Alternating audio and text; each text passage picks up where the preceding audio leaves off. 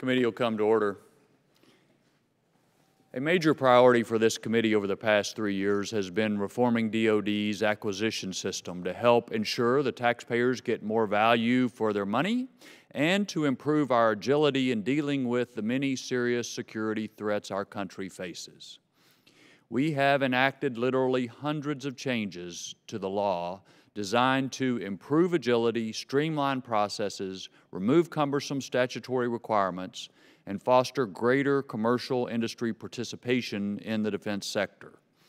We've also augmented authorities to support rapid prototyping and fielding, the use of other transaction authority, as well as engagement with non-traditional contractors, all intended to accelerate innovation during a time when, as Secretary Mattis testified here last month, our competitive edge has eroded in every domain of warfare: air, land, sea, space, and cyber. A major part of the changes we've enacted have placed more authority and more responsibility for acquisition decisions back with the services. Thus, it's essential for us to closely monitor whether the law is being followed and whether adjustments need to be made. In addition, we're looking to take additional steps in this year's bill. We've done a lot, but a lot remains to be done. Today, we welcome as witnesses the service acquisition executive from each of the three services. Only recently have all three services had their confirmed SAEs in place.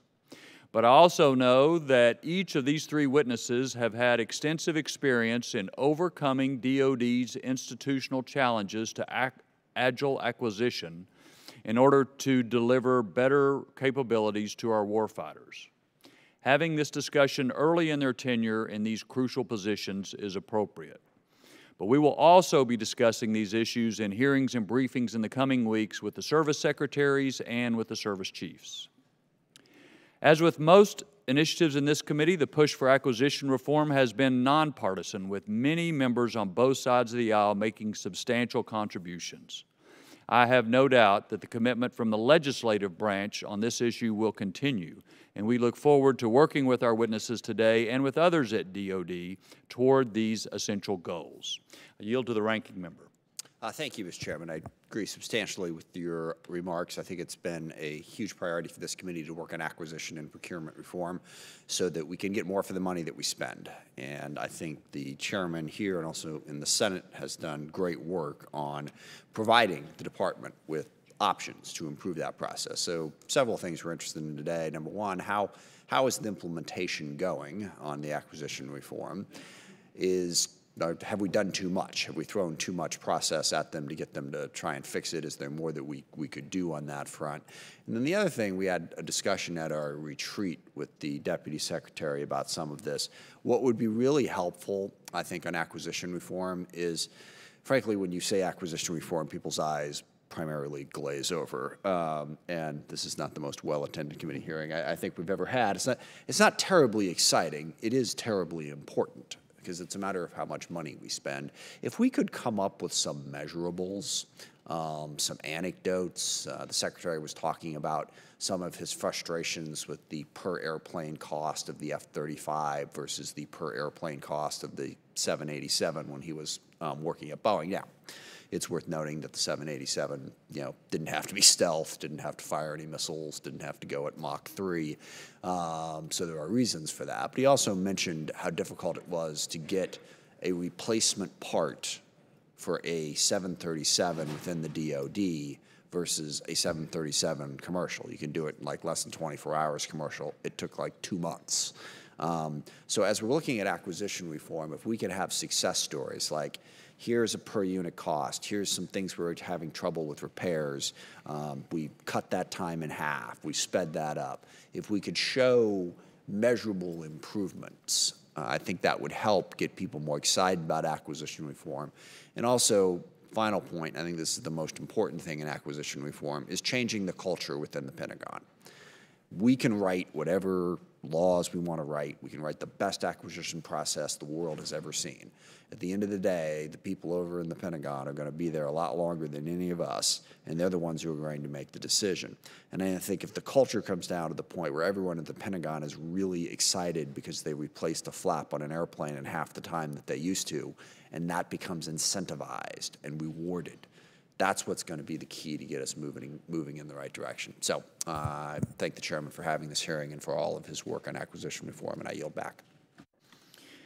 I thank the gentleman. We are pleased to welcome as witnesses today the Honorable James F. Hondo Geurts, the Assistant Secretary of the Navy for Research, Development, and Acquisition, the Honorable Bruce Jette, Assistant Secretary of the Army for Acquisition, Logistics, and Technology, and the Honorable William Roper, Assistant Secretary of the Air Force for Acquisition.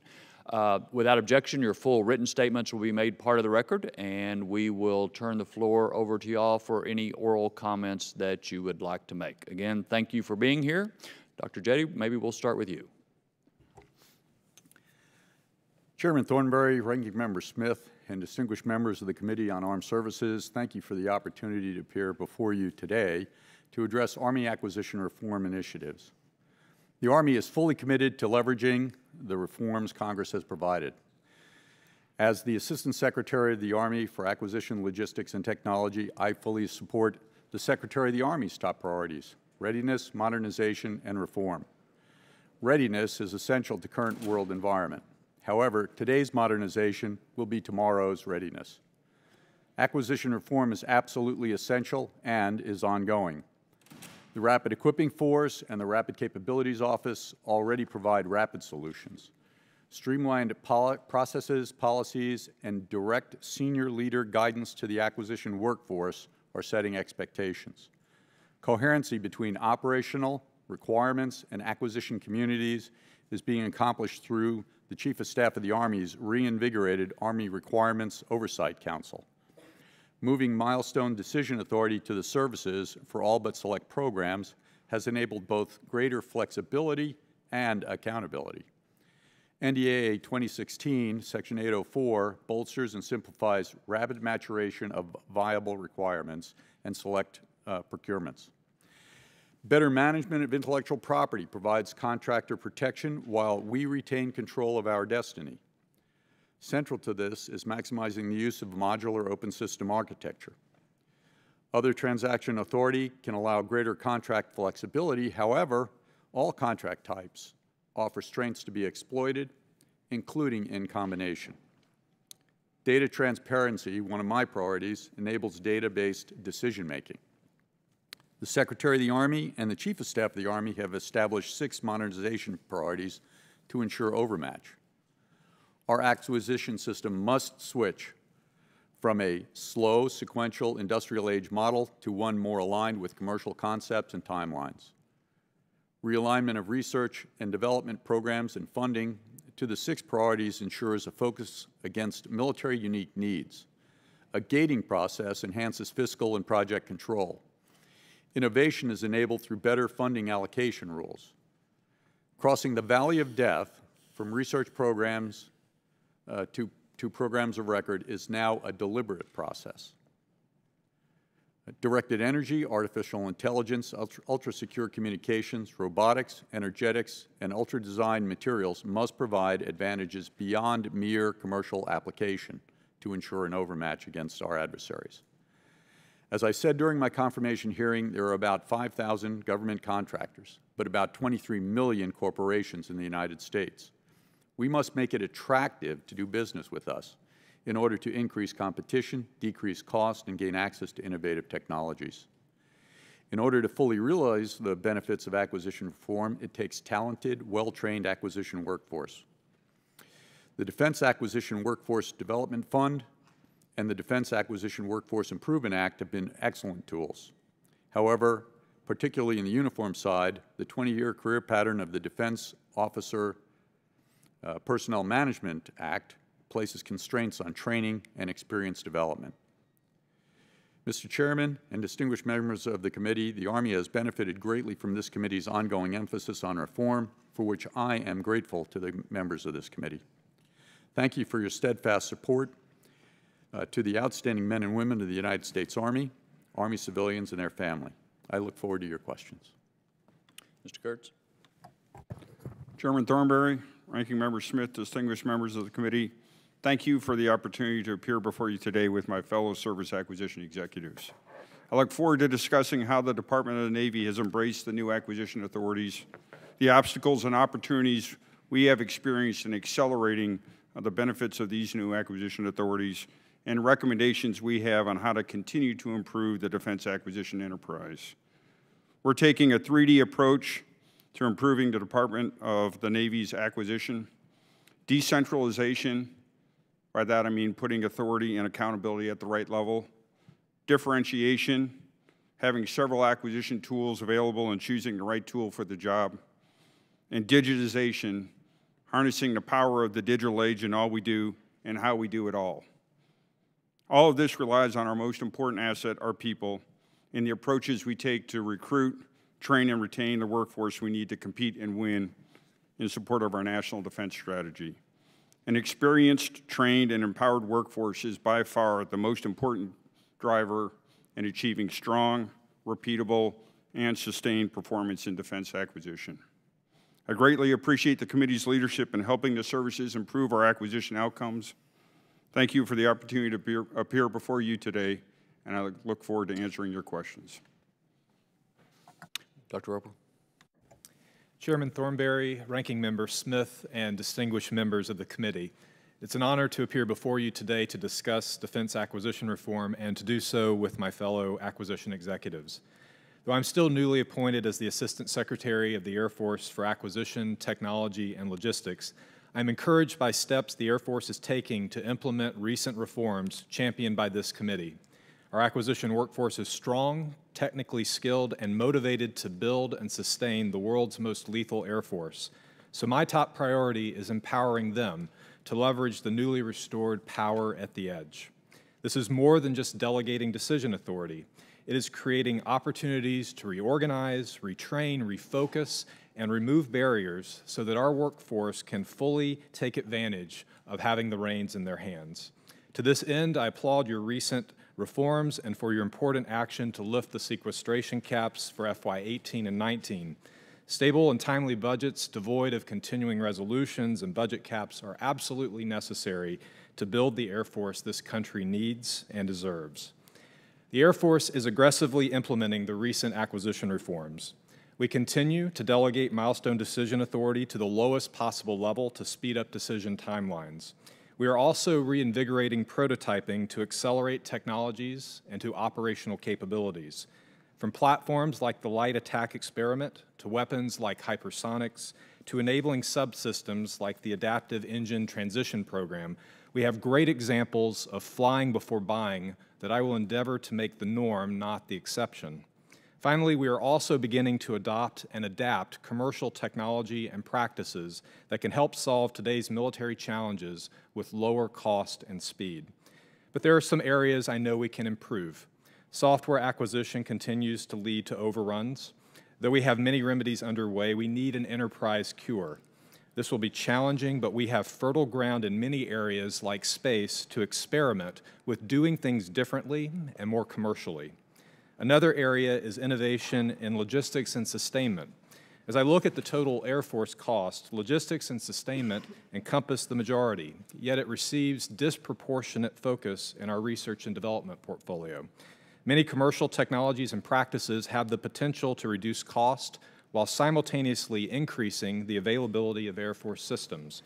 These technologies should be explored. A final area is operationalizing artificial intelligence. The Air Force has always pioneered new warfighting domains that allow us to observe, orient, decide, and act the fastest. First air, then space, then cyberspace, each new domain shrinking the decision loop. Now a new domain looms that will likely draw this loop into a knot of unprecedented decision speed. We must dominate the new blue yonder of AI, but to do so, we have to design for it.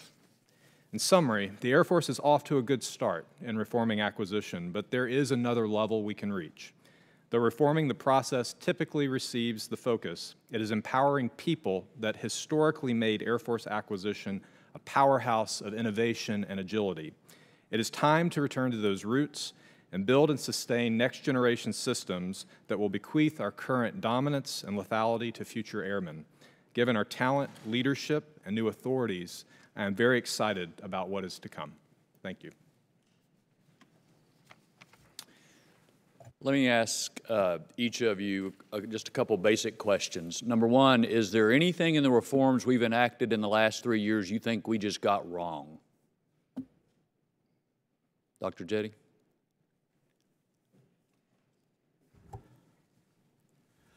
Congressman, I think that there are two things that I think that might be addressed or considered.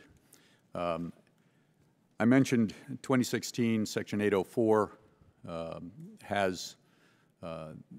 allows us to do a rapid acquisition for, but it has a limitation on it. It says you can do 0 to 5 years, but in 0 to 5 years, what you have to do is you have to be able to field the full set to the Army. The Army is pretty big. It makes it very difficult to use that. If we were able to make that change from fully field to IOC, and my preference would be IOC and or block upgrade, that would give me a great deal more flexibility to apply that particular section to a broader array of opportunities. The second one, I think I probably get some agreement on this. We pushed everything down to the push more of the program decision-making and the MDAs down to the services, and then we can push them out. But we then turn around and have an 807, a requirement to run everything back up through the DepSecDef. And of course, whenever you move it down and then move it back up, it adds a great deal of additional processes. I would suggest that you might consider changing that, either making it those select programs which remain a 1D, or perhaps eliminate that requirement altogether. Okay. Thank you. I appreciate that answer. I'm not sure those are big things we got wrong. Those are tweaks that need to be fixed, and I have no doubt there are some of those. But we need to identify them, and so I think you're right. Mr. Geurts, we get something wrong? Sir, I don't think you got anything big wrong, and I appreciate all the authorities. I think I speak for all of us here. There are plenty of authorities for us to go off and use in all the legislation that's been passed in the last couple of years. So from the Navy perspective, there's nothing I can't go off and do because I'm waiting on an authority or a limitation. I would agree with my counterpart here, Dr. Jette, that there are some areas where there's conflicting guidance. One, we want to push it down, but then decisions still have to go up to a different level. So I would put that in the refinement category. And then I think there's a little bit of, and again, I put this in refinement, decluttering. There's a lot of legislation out there. Some of it is very close, but just offset by a few degrees. And so I think the opportunity for this year is we've had some runtime with these authorities so we can provide some input on what's working and what we're having trouble implementing. And then there's probably some opportunities to refine and declutter so that the big trick is transitioning from authorities to trained workforce empowered to implement. And I think that's all of our challenge. And so as we can solidify the authorities, refine them, then we can perfect how to operationalize them through a trained workforce. That's our job moving forward here as service acquisition executives. Okay. I just mentioned we are keeping a close eye on the 809 panel for some of that decluttering too. Dr. Roper? Yes, Mr. Chairman. I think the committee should declare victory on the reforms. I think it is what we need as service acquisition executives to go try to restore the appropriate level of decision authority where it belongs. I think I share the insights from both Dr. Jette and from Mr. Geurts that there are some implementation details and things like 807. Those are implementation details. What I expect that each of us will do is keep coming back to you with slight friction points that can be refined, but they're still going to fit within the overall construct of the reforms that you've put in place. One of the very important things that this committee is doing, aside from doing the language, which we very much appreciate, is holding hearings on this topic, which is a useful way for us to share information between ourselves, but it also sends a clear message to the workforce that this delegation of authority and expecting people to be able to make decisions on their own, and that is okay and is in keeping with the intent of Congress, is very useful. I share Mr. Geurts' view that we really now have to equip a workforce that are ready to take the reins that you have allowed us to put in their hands and to feel empowered to use them, and also knowing what the boundaries are. So I think over the next few years, we'll be coming back to you in a continuing dialogue about how to refine the process. But I think as a first step, it's a very good one. Let me ask one more question, and I'm going to bounce off a comment that Mr. Smith made. Talked about how do you measure whether things are getting better or not. It seems to me that a lot of what we talk about is process changes, and what we ought to be looking at is what's the output. Because it doesn't really matter if we write lots of laws and y'all educate the workforce and change the regulations. If we don't have the best our country can produce getting to the warfighter faster, then all of this is for naught. So what would you say to Mr. Smith's point about how you measure output, not process changes, but output? What can y'all and what should we be watching for? Go down the line again if you don't mind. Mr. Chairman, I think you must have sat in the back of the room in my first briefing to all my PEOs. In my time in the Army, when I was a program manager, I took over 2 programs. Both programs I took over were considered successful programs from the program management perspective, but nothing worked. The process was adhered to the nth degree, every box checked, everything square, but there's no product. That's an unacceptable outcome. And in fact, what I've done is I've turned around to my workforce and I've said, we're going to be product-oriented. Your accountability is not whether you followed the process in detail, but whether or not you generate a product.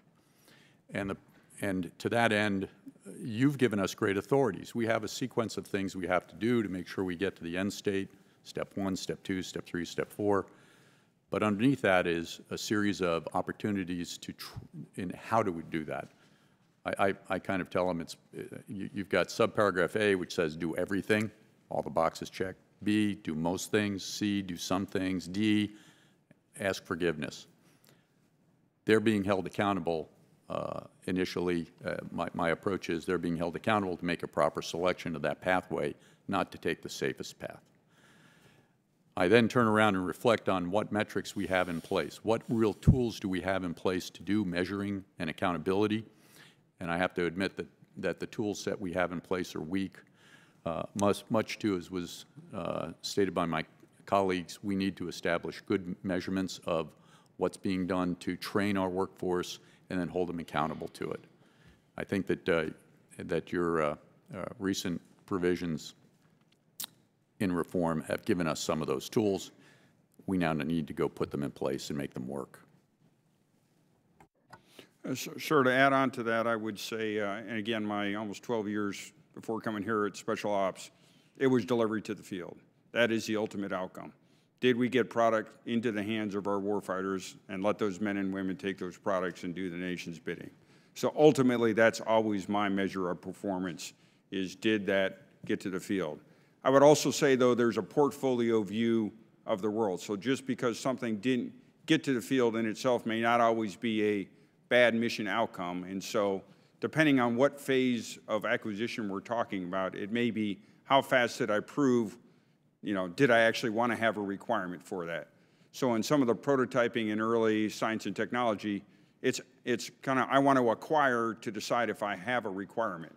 So I want to quickly build a little expendable weather thing, and then I'll decide if that can work and I can build it cheaply, I might have a requirement. If it's going to take me 10 years and it's cost a fortune, so I use acquisition in that phase to inform requirements. And so from that, the mission outcome is, could I better inform the requirement and then create a better acquisition outcome if we want to go down that line? And so I would go with those. And then the last is, what's our ability to push innovation out to the point of need? And again, some of the technology with either open source or with applications and software and cloud-based things or with 3D printing. So how do I let the soldier in the field actually figure out how to build this tank impeller that he could get built in 3 weeks there locally for a fraction of the cost and, quite frankly, a fraction of the time, it would have taken them to get that through the normal supply system. So to Dr. Roper's point, how do we apply technology and this, every dollar counts, every day counts, every person counts approach all the way through to sustainment? And so in that phase, the mission outcome is how much more available can I make the equipment that the nation has invested in available to those men and women? So I think there are different measures depending on which piece, but ultimately it comes down to, is the equipment available? Is it capable? And do we have it in enough quantity so that the men and women can use it to get the missions done that we've asked them to? Mr. Chairman, it's a great question. I've thought a lot about this, especially during the first 2 weeks in this job. Most of the things that I'm looking at in programs, the accountability and balance sheets are based on dollars. They're based on cost. We have a lot of different ways to track cost in programs. And what I predict we're going to see greater need for and demand for is to have time-based metrics. Tracking things like time to contract, time to complete development, time to field, time to fail, right? It would be a great one if we want to try to quit having these large programs where the failure occurs 10 years after the start. And one that's very important to me is time to upgrade. It takes a very long time for us to upgrade anything today, especially software, but we all brought smartphones in that can upgrade their software continuously. And so, to me, thinking about the future military, we need to provide our warfighters capabilities that they can upgrade continuously in the field to deal with advanced adversaries. And the new National Defense Strategy says we need to start building that military now. So I expect a lot more time-based metrics in future that will balance the cost-based metrics. Okay, thank you, Ms. Smith. Thank you. You mentioned the, 10-year process of investing in something and then finding out it doesn't work. And I think that, for all the details of acquisition reform, again, if you wanted to sort of make it simple for people looking at it, the question is, what can we do? What is acquisition reform doing to help us avoid, and we all have our favorite examples, but if we could go back to 1997, we would not build the F-35 the way we're currently building it. It is, at the moment, too big to fail. It's the only jet fighter that we have, or fighter attack plane that we have to replace. We got to build it. We got to make it work. But 20-some years later, and hundreds of billions, coming close to $1 trillion. We have that example. You also have the Expeditionary Fighting Vehicle in the Marine Corps, $8 billion. I don't know, 7, 8 years, and then this isn't going to work. Let's get out of it. You had Future Combat Systems. Actually, I love quoting Neil Abercrombie on this. He said that the only reason that the Army came up with Future Combat Systems is the Army really didn't have any big systems. The Navy's got aircraft carriers, the Air Force has got bombers and all this. So they wanted something that, they could force to get started and then force people to spend an unlimited amount of money on it because they just couldn't walk out of it. So they created Future Combat Systems, which was going to try to throw everything into one. I'm not sure he's entirely wrong about that. So how do we avoid that? Get stuck in this pattern of, okay, this is what we got to have. And I think a big part of it is the perfect becoming the enemy of the good. That's easy to say, but what does it mean? I mean, and I think going at the F-35 would be a good way to do it. Let's time travel back to 1997 with the benefit of foresight. And what would we do differently in the way we constructed that program so that it didn't become the money pit that it has become? Ranking Member Smith, I wish we had a time machine. We're working on it, but it's not going to field anytime soon. I get that part of it. I'm speaking metaphorically here. Right? This is with the benefit of hindsight. Yes. So, Congressman, one thing that I really could you pull the microphone? Yes. So, Congressman, one thing that I really encourage members to take an active interest in is prototyping. It is not just something that is a boundless term or word. It really means something when you do it right. And when I look back at a time when the U.S. Air Force prototyped well, it was during the experimental plane heyday, when we were continually spiraling advanced aircraft to try to stay ahead of the Soviet Union. The reason that worked so well is there was discipline to only do one new thing per prototype. So whatever we did before, we're going to build one thing on top of it. And if we're not able to achieve it, then we know the thing we're hoping to do is going to be the cost driver or the time driver. To make sure that I'm tracking, you had like a fighter plane. It's like, okay, we built this, it's good.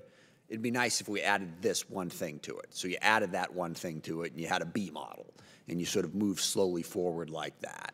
Instead of trying to say, we're going to just eat the whole buffet in one big bite, and we're going to make the perfect plane right now today. Exactly, sir. Most people will remember planes like the SR-71, amazing plane, but rarely do people mention the A-12, which was the plane before it that mastered Mach 3 flight. So we knew when it was time to build the SR-71 that we had Mach 3 flight down, and so then it was time to do the next thing, which was move it to a two-seater. So there was a lot of discipline to spiral as opposed to just kicking off a large program where there are multiple difficult things to do and hoping that they'll somehow all work out, and in the end, you'll get the system that you want. I think that is absolutely crucial, and the only way I can see us avoiding that, because the reason we get into this trap is because of the briefings that come our way. To say, okay, you're building this thing, but my gosh, the Russians are building this, the Chinese are building that, and you don't have this, and we have simply got to be willing to accept, build something that's going to work, because look, I mean, the odds are we're not going to be fighting the Russians or the Chinese, and we're fighting something else anyway, and we can build up to it, and it just puts us into this trap, and I think that, I totally agree with that. I just hope that we can start doing it on a consistent basis. Sir, maybe taking a little more generalized than just the F-35 example, although if you looked at my resume, I was the X-35 guy prior to that, so I was around in the late 90s. I think the challenge is how do you grow resiliency in your programs? And so how do you focus on getting a good base platform that then you can rapidly adapt and modify as the threat changes, as the technology changes, as the needs of the nation change. And where we've got it right, I think in many of the programs, I'll take submarines, we come up with a good submarine, and then now we've got a very disciplined, rapid way to quickly get new technology onto those submarines. But and we all thank Joe Courtney for that, by the way. Just for yes, sir. Yes, but we've been forced a little bit in the shipbuilding side because you only get access to the ship at certain points. And so, taking a lot of time to actually think in advance, how are we going to, and we didn't have it on submarines right 20 years ago, and we had to actually sit down and think very methodically about how do we continue to always have the best submarine, even though we only get a chance to, build them on very small centers and then get them back into yards. And so I think that's another way that we've tried to approach it so that you have a good base platform with a lot of resiliency and margins so you can quickly iterate to wherever direction goes, because we won't know what we need on those platforms 10 years from now. I'll move on to other people here, but that seems so utterly logical. How did we get so off the beam in the late 90s and the early part of this century? I think, again, you start trying to do a lot of things simultaneously, right, and not really look at what I'd call a minimal viable product. If I take my SOCOM experience, a lot of it is, what's the minimum that adds capability to the commander in the field? Let's focus on that and then rapidly iterate. Yeah. So for all the acquisition reform, I mean, that's really what we have to do. And the SOCOM experience, I'll close with this. Sorry, I'll move on to other people here, but I always tell a story of being down at AFSOC about 8 years ago, and talking to them about how, because, they don't get to buy their own stuff. They got to go through somebody most of the time unless it's small enough. But they do have flexibility within their acquisition, and they were short of RSI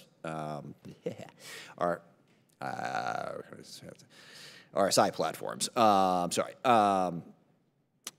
couple of days. And so normally the way we would do this within the bigger military is you'd send out an RFP. People would give you all these different models, and then people would look at it and say, well, I like that one, but what if it had a gun here? What if it did that? And go 3, 4. They went on Craigslist, and they found some company down in Latin America that was selling like a 8-seater, I forget what it was, I think it was like a P-28 or something, plane from some company. They bought a dozen of them, and then they put a lot of electronics on it, and they had themselves an RSI platform, in about a month. That's what I would love to see us do in the Pentagon, vastly more often than we do. So, and I think, having talked to the Secretary and the Deputy Secretary and others over at the Pentagon, I think that's where you guys want to go. So I apologize, but I'm going to yield back and let some other members get in here. Mr. Wilson. Thank you, Mr. Chairman, and thank each of you for your service to our nation. I first would like to recognize Chairman Mike Thornberry for his continued work on reforming the outdated and inefficient acquisition process. And in light of today's hearings, one of my concerns is not only about the cultivation of research, development, test, and evaluation, or DTE, but the protection of subsequent intellectual property. A recent issue of concern for the committee has been the Chinese government financing of Confucius Institutes, which have been partnered and embedded in over 100 universities across the United States. In 2009, the head of the propaganda division for the Chinese Communist Party and a member of the party's Politburo Standing Committee called Confucius Institutes, quote, an important part of China's overseas propaganda setup, end of quote. In light of China's use of the non-traditional collectors like the Confucius Institutes, which the FBI director stated in recent testimony allowed the Chinese government to exploit, quote, the very open research and development environment that we have, which we all revere, but they're taking advantage of it, end of quote. And this is for each of you, what protections are in place to protect the American people?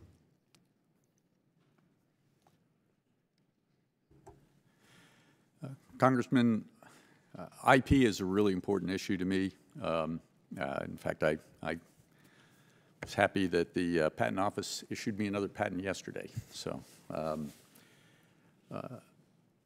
our openness is one of our strengths, and it's also one of our weaknesses. When I was at MIT, there were a number of Chinese students that were in the student body, and you could tell that they were specifically set there to gather, to understand, to gain, to be educated, and they were going back, and they were held in that position to do that. If you take a look, before I took this position, one of the things I did was teach over at Georgetown University, robotics and the future of war. Without any classified sources, you can get online and you can find the leadership of the Chinese government standing next to technologies that were developed using DARPA. Not their DARPA, our DARPA. So we do have a significant weakness in our overall protection of our intellectual property. Some of them, I'm not sure, is really a protection issue that we can resolve because we have this open society and open publishing of patent data and intellectual property in that side of things. We have openness on the side of education. These aren't defense acquisition-related issues specifically. Where we can be involved on our side, and I think that we do try to do that in a fairly careful way, is we do very little, if any, research in a classified mode at universities.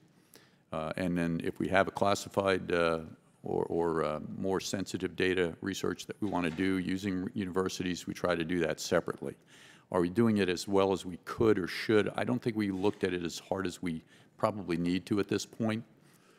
MIT has Lincoln Labs. Lincoln Labs is where they do any classified research. It's separate from, but the professors can move between. We need to take a much stronger look at that type of a mode and make sure we're not doing any classified research at universities. Thank you. Mr. Geurts. Yeah, sir, I would second Dr. Jette's that we need to be sensitive to that and to the degree we can separate out academic learning from academic research and then in particular applied research.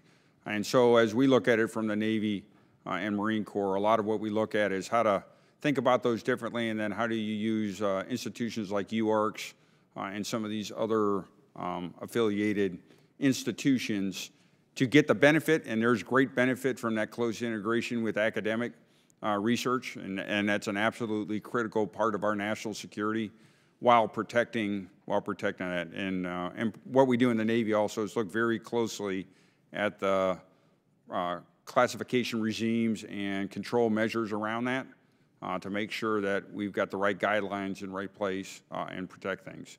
But it is a balance, and it's one I think, you know, the larger issue of supply chain integrity, I think, is, you know, this is part of that larger issue of how do we guarantee that we're protecting those either knowledge or actual solutions so that we remain competitive and in a position to win. Thank you. And Dr. Roper. I'll just briefly add, since I know we're past time. The divide between secret and below has long been something that we've had a few tools to defend. So data that's unclassified becomes more and more sensitive as it becomes more applied, but still isn't across the line.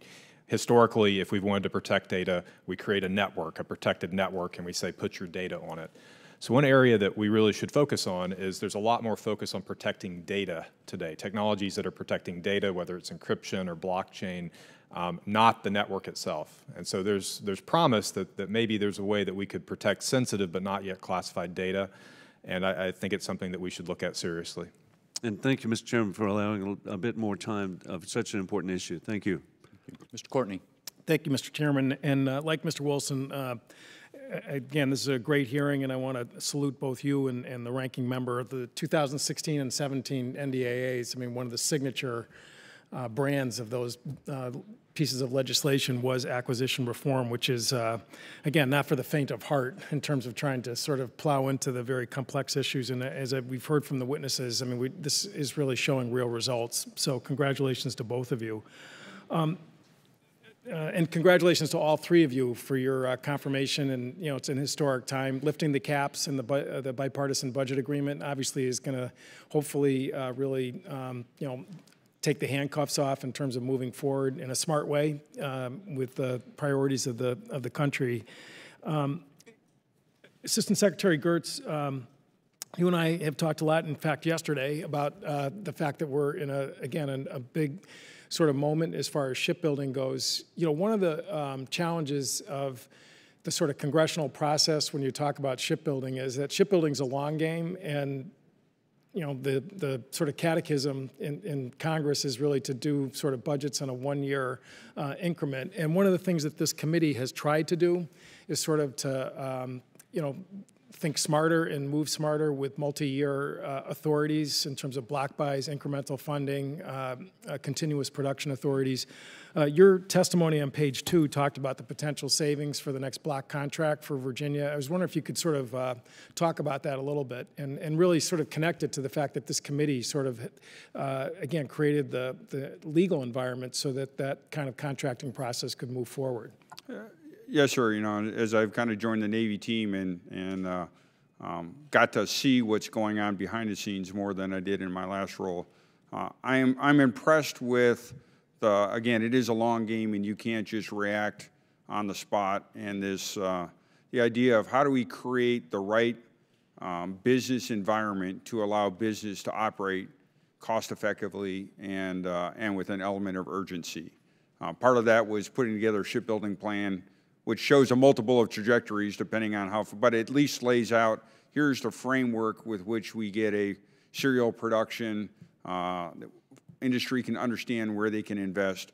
And where this committee has really helped out is we are saving on, and I can point to multiple, continuous production on Columbia is going to save $1.2 billion. The potential, our discussion yesterday of maybe block buying the 2 carriers can save billions of dollars. We've saved, we think, $5.4 billion on Virginia just by, all deciding what we want to buy and then creating the right environment to buy it as cost effectively as possible. And it's not just money. It's, if you look at, as sir, on Virginia, we've taken 2 years out of that span time. So back to, sir, your question of what do I measure? We're delivering submarines to the fleet 2 years earlier at a greatly reduced price with a more capable submarine. That, to me, is a good mission outcome. If you see what we're doing on P-8s, delivering those on time, under budget, to the point where we could buy additional P-8s with the budget we had allocated because of that. So I think when we can marry up, synchronize what do we want to buy with a long-term view, not just in the current budget session, and then allow us to bring forward options for how we can buy it, then I think we can see how we really get some savings. And when I look at the 30-year shipbuilding plan, I don't think it's just on Congress, if we want to go faster, to add more money. We need to be challenged to deliver more capability for the money we have, and that's where I think these authorities can really be powerful. Thank you. You know, as we sort of have our inevitable negotiations with the appropriators, I may frame your remarks to pass around the room when we have those discussions. Yes, sir, and in particular, our efforts to think about not just the prime contractor, but the supply base, and to Dr. Jette's point of, we often focus, at least in shipbuilding, on the primary yard, which is important. But the most critical thing, in my experience, 30 years of being a program manager, is the supply base. That tends to be what paces everything. That tends to be where your hidden risk is. And it tends to be where your biggest opportunity, if focused with resources and predictable production, where you've got an ability to really accelerate. And so, thank you. our efforts just there. for the record, I'll submit a follow-up question on that point. The Procurement Technical Assistance Centers, which provides technical assistance to the small guys, is a critical program that obviously as a committee we want to protect. And again, I'll submit a question for the record so that you can respond to that in the future. Yes, sir. Will do. That I Thank yield you. back. Ms. Hartzler? Thank you, Mr. Chairman. It's a great hearing, and I too applaud your leadership in moving us forward here, and appreciate your comments today. A number of large programs are being managed by Rapid Capabilities Offices, and for example, in the Air Force, the B-21 Raider Long-Range Strike Bomber and the X-37B Orbital Test Vehicle are both being run by the Air Force Rapid Capabilities Office. Now, if such large and complex programs are run using Rapid Capabilities Offices and authorities, the question is, should we scrap the current acquisition process and have all DoD procurements go through rapid acquisition? So I guess we'll start with you, Dr. Roper, since I cited two examples in your department. Yes, Congresswoman. I'm a big fan of the Air Force RCO. I've had the privilege to work with them through my career, and a lot of what we need to do in acquisition reform is taking the best practices from organizations that know how to get it done and spreading them across our respective services. One thing about the Air Force RCO that I don't think is commonly known is they don't have any special or unique acquisition authorities. They follow the 5000 series like everyone else. But they do have something that we could learn a lot from, and that is a much thinner oversight mechanism. They have a board of directors, vice the continual review process through the bureaucracy. And they also really value workforce. They put a lot of effort into making sure that their program managers, properly trained, know how to streamline. And so that we start today needing to do acquisition reform with a few bastions in the Air Force that know how to do it well. And what I think my job is to take the best practices from those organizations like the RCO and move them across the service so that in future everyone is a rapid capabilities officer. So are you actively doing that? Yes, Congresswoman, I did my first review with the RCO yesterday. I'm very pleased with what they're doing on all of their programs, including the B-21. There are a lot of lessons learned. And I think one of the things we can do to speed the transition is getting people out of our normal program offices and just having them interface with an organization that does have a different business model. And I think the migration of learning should happen quickly.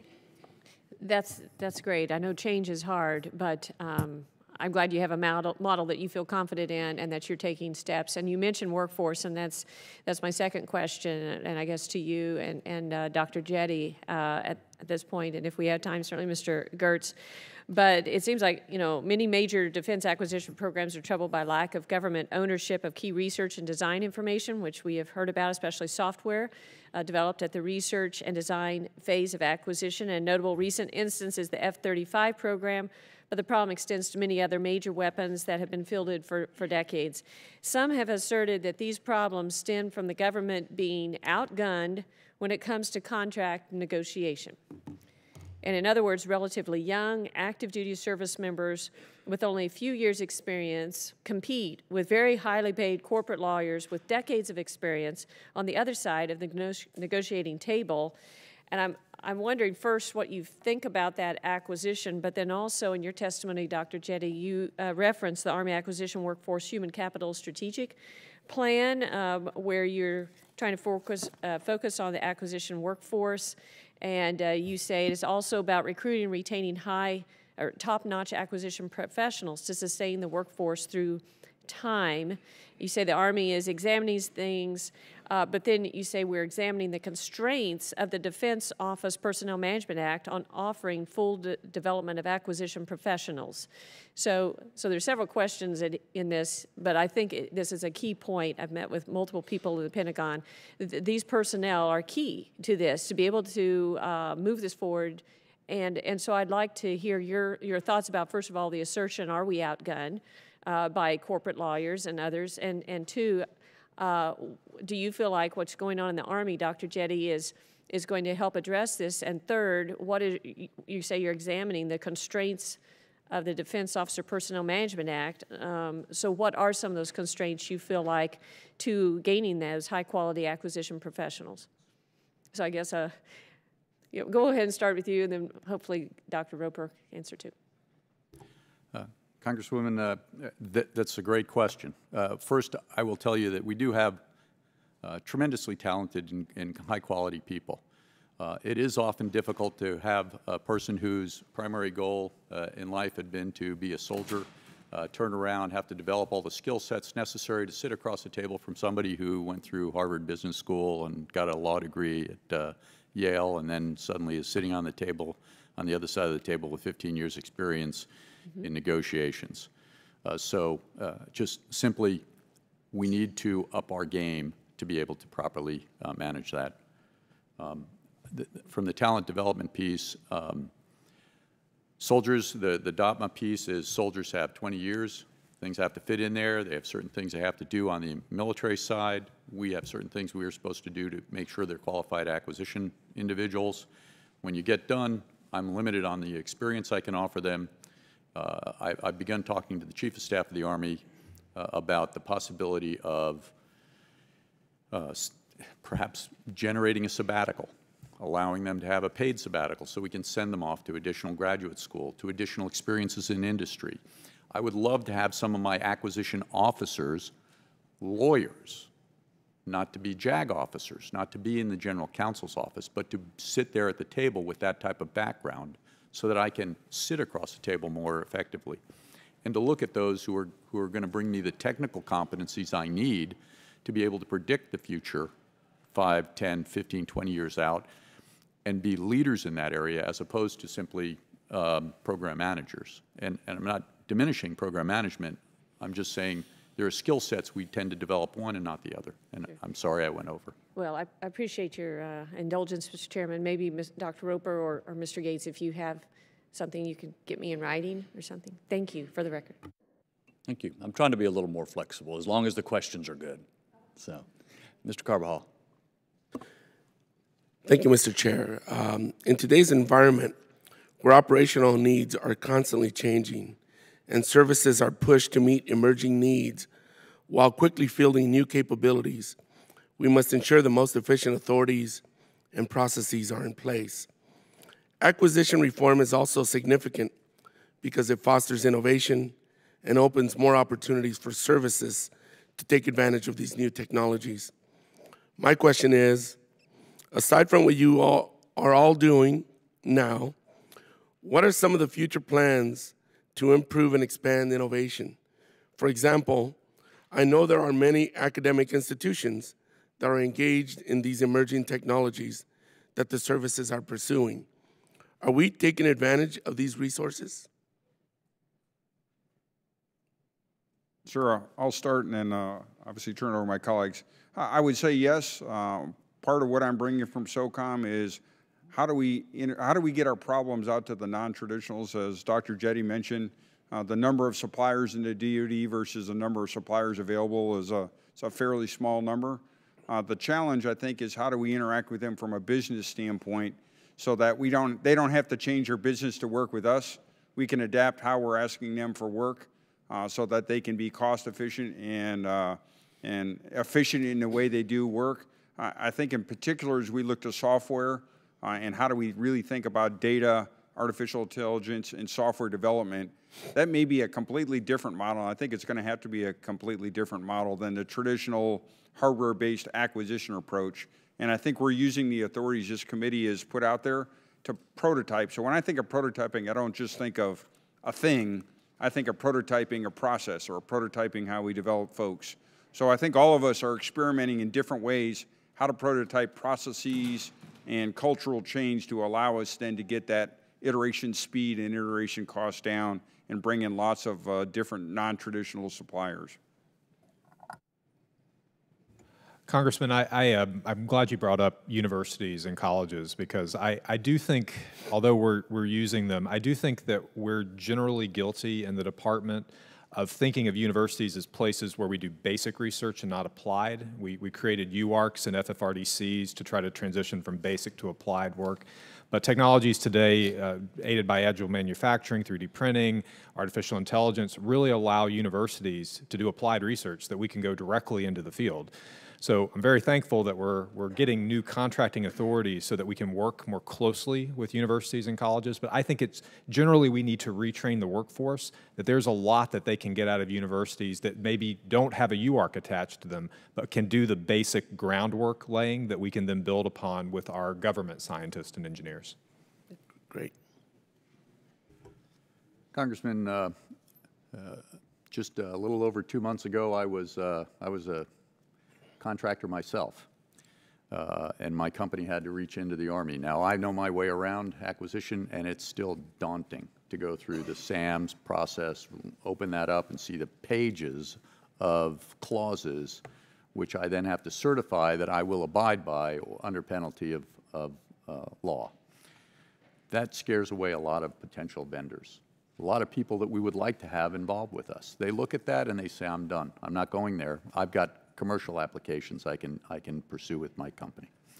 So I think one of the things I'm looking at is in my commercial sector, I would become a qualified vendor. I had a major companies, qualified vendor. They had a set of things I had to abide by. I'd set those down. I'd sign up. My contract would be signed, and then it becomes simple task order. And it was a very simple process. They held me to the standard. If I failed in the standard, maintaining the standard, I was off their qualified vendor list, and they couldn't make internal purchases directly through me. It simplified the entire process. I know we've got one of the acquisition reform efforts is concerning e-commerce. It's focused primarily on, at this point, on GSA, but I believe that I want to take a look at whether or not I might be able to create Armyzon or something similar. Let me cut you off there because I'm running out of time.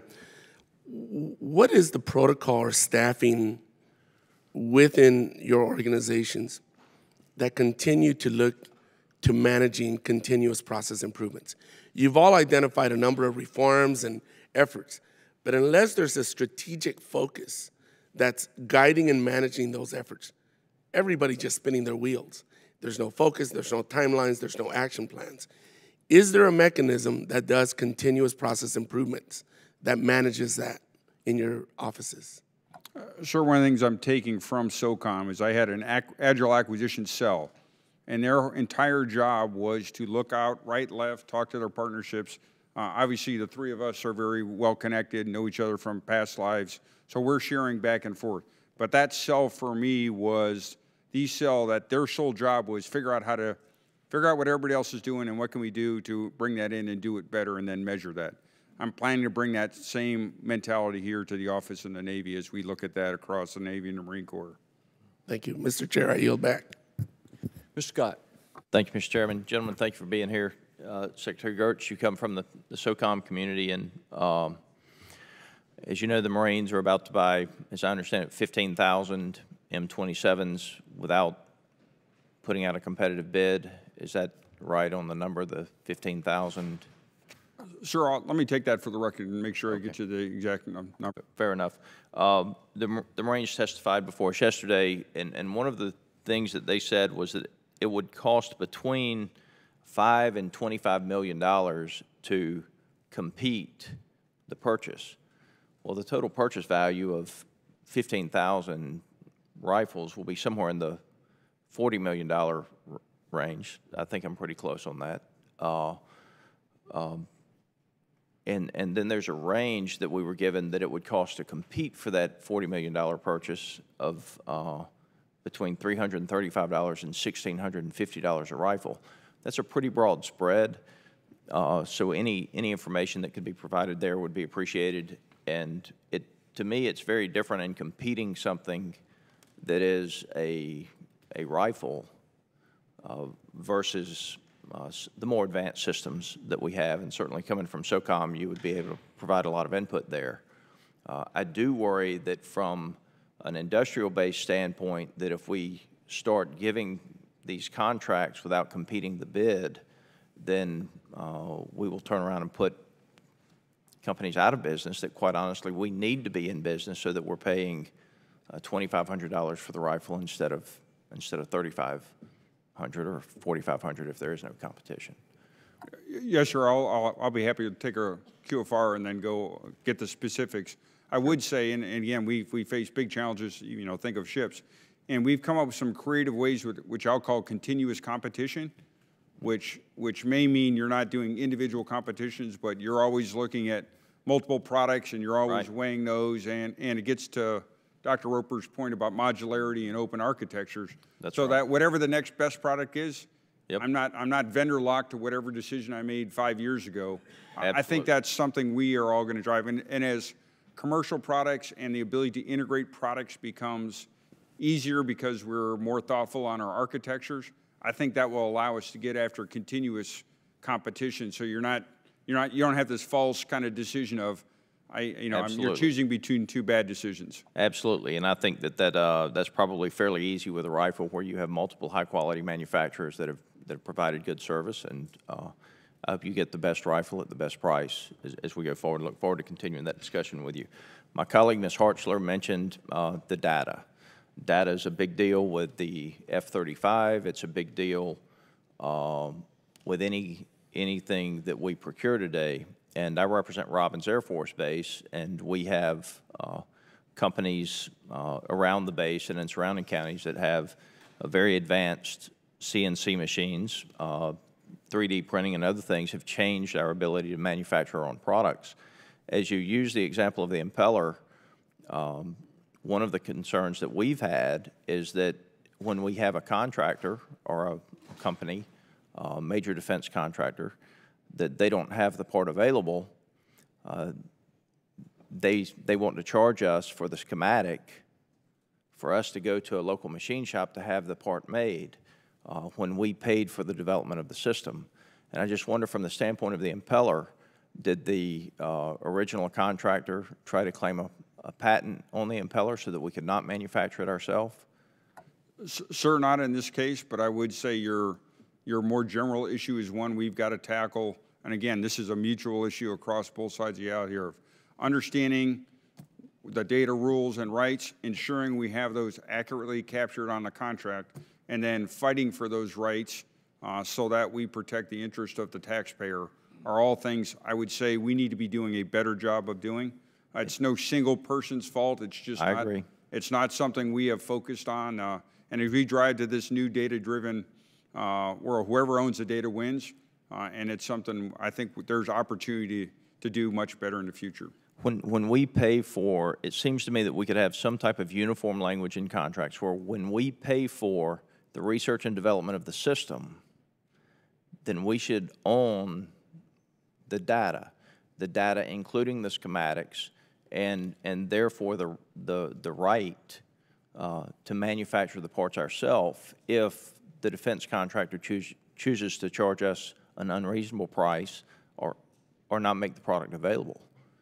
Yes, sir, and happy to follow this in more detail with you. It is one thing we've been talking to the committee about is, refining those intellectual property laws and guidelines as we go in the future. Pretty complex issue, but one we've got, I think, spend some more time on together. Well, thank you for your service. I look forward to the further discussions on the M27 and why it would cost between $5 and $25 million to simply compete a rifle. Mr. Swazi. Thank you, Mr. Chairman. Thank you for your testimony today and for your good work. Legislators like to legislate. We like to pass a lot of rules, especially to go after waste, fraud, and abuse. And sometimes we end up with so many rules and regulations that we spend more preventing waste, fraud, and abuse than there would be an actual waste, fraud, and abuse if we didn't have all those rules.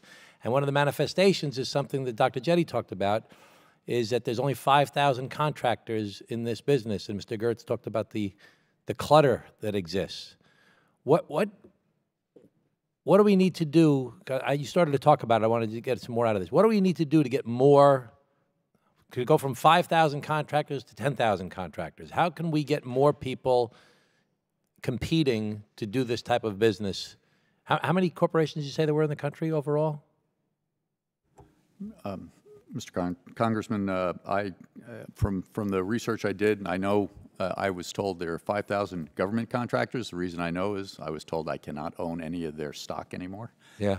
And then I looked up on the internet, very simple process, finding 23 million contractors in the country. So that's five. Well, I'd be curious. You probably don't know it off the top of your head. We should find out, did it used to be a bigger number? Did there used to be 10,000 contractors? Did it used to be 20? We should really track how that's changed over time as to how many people have participated in supplying the United States Department of Defense. But how can we get more contractors competing in this field? What do we need to do to make it more attractive to do business? Congressman, I'll take the first shot at this. I mentioned earlier, if you just simply go on and try and open your own account, you could all do this and just open the SAM. SAM stands for? I don't know what SAM. It's the government registration point where you get on so that you can be a contractor. Okay. And I can provide you, sir, the contact point, how you get on the website. If you go through that, you'll find there are just these enormous numbers of you must testify that you're not going to hire Bangladeshi children to make your, I mean, there are things that specific in there. You will not ship any goods by foreign carrier. You will, and these things become just onerous to people who are smaller companies that don't want to, they don't have lawyers on their staff on a day-to-day basis. And they don't understand the implications of the rules. So we seem to have this one-size-fits-all. There was a comment earlier about one-size-fits-all approach to doing our contracts with these rules that get put in place. The end state of that is, if I'm a small company and I think I would like to try and participate in government contracting, I immediately have to go to that top level. It's no different. What I have to do is no different than what Lockheed or Raytheon or Northwest do. It's overwhelming. Yes, sir. And so we need to take a look at whether or not there's some way to scale that or make it simpler for those smaller companies who don't have lawyers on the staff all day to be able to participate. That's an area that I'm trying to take a look at, this qualified vendor concept, perhaps an alternative website that might allow simpler connectivity with smaller vendors. Both for products and services. We spend a lot of money in consolidated services because the consolidator does all that paperwork for the smaller companies. Something that I always thought about at local government levels and worked on is to move from mandates, rules you must follow, to guidelines.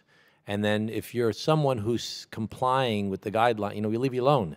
And if you're someone who abuses the guidelines, then you start going after that person and you make it a little bit more difficult. But that's a very interesting way of trying to, I'll work with you on that if you'd like me to. Mr. Geurts, you want to add something to that? Sure, I agree with everything Dr. J. I think the other issue we have is we don't do a very good job of informing, as a percentage of military in the country has gotten smaller, or folks who have had families. There's a lot of folks that want to help the DOD and they just don't know how.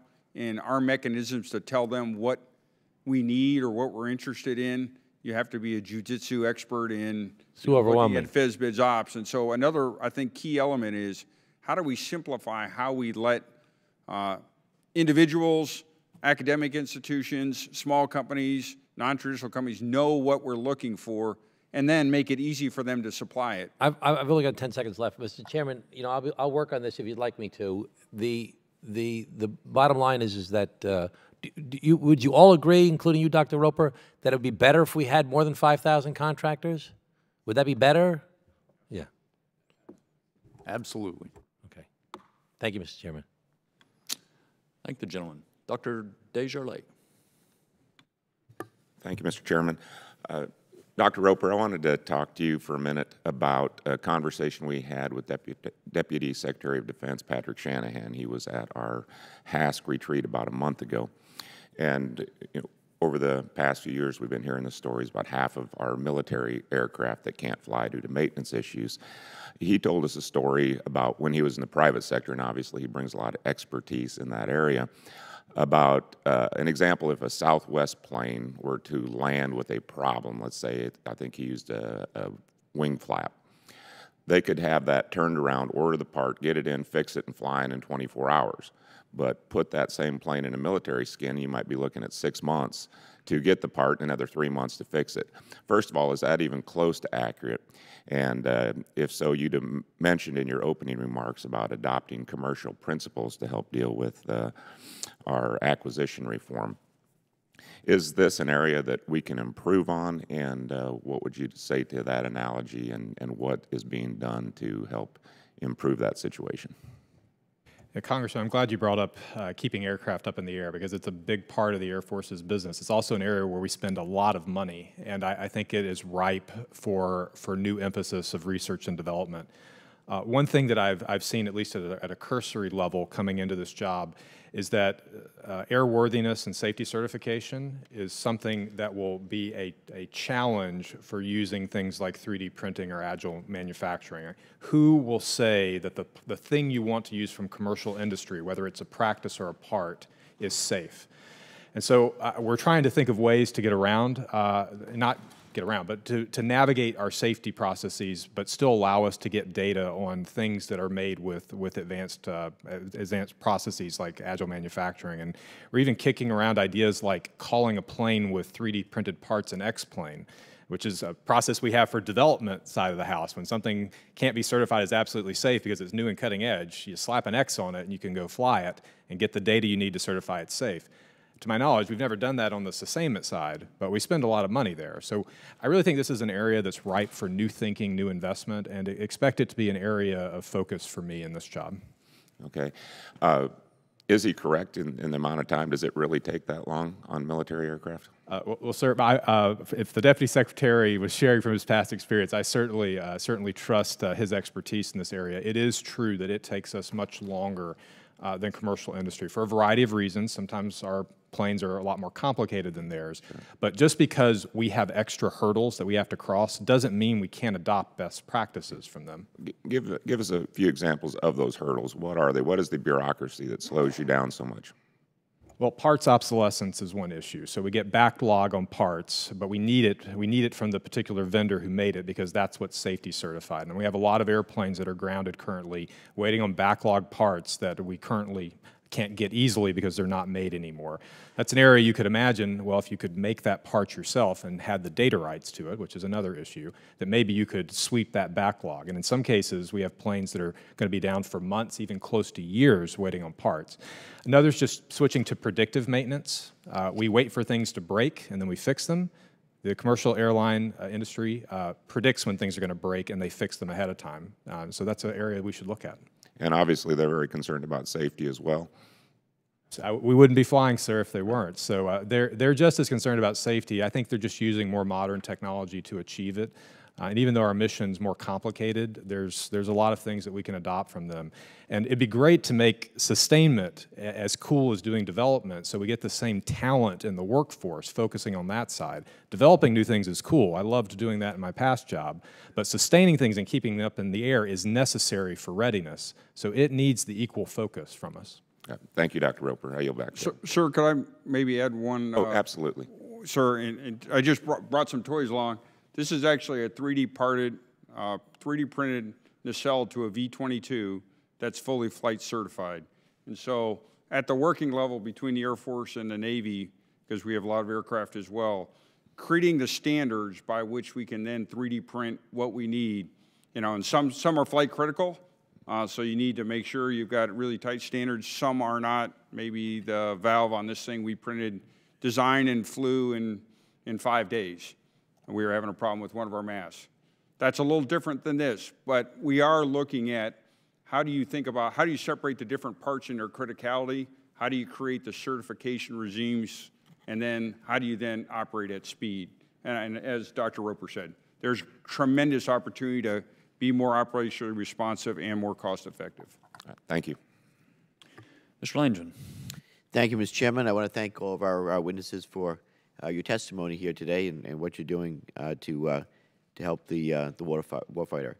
I'm glad to hear the last line of questioning, especially on 3D printing. I think it's essential that we be aggressive in owning the intellectual property, both for hardware and software. The 3D printing side, there should be no such thing as obsolete parts anymore, and that's going to help us on the readiness side and maintenance and keeping our equipment in top-notch shape. So I'm not going to go into that area since those issues have already been touched on, but I wanted to focus on our industrial base as it grows. We obviously have to ensure the security of our supply chain. So how are you safeguarding our commercial and dual use and in-house end products for the warfighters while still pursuing a more rapid and agile acquisition process?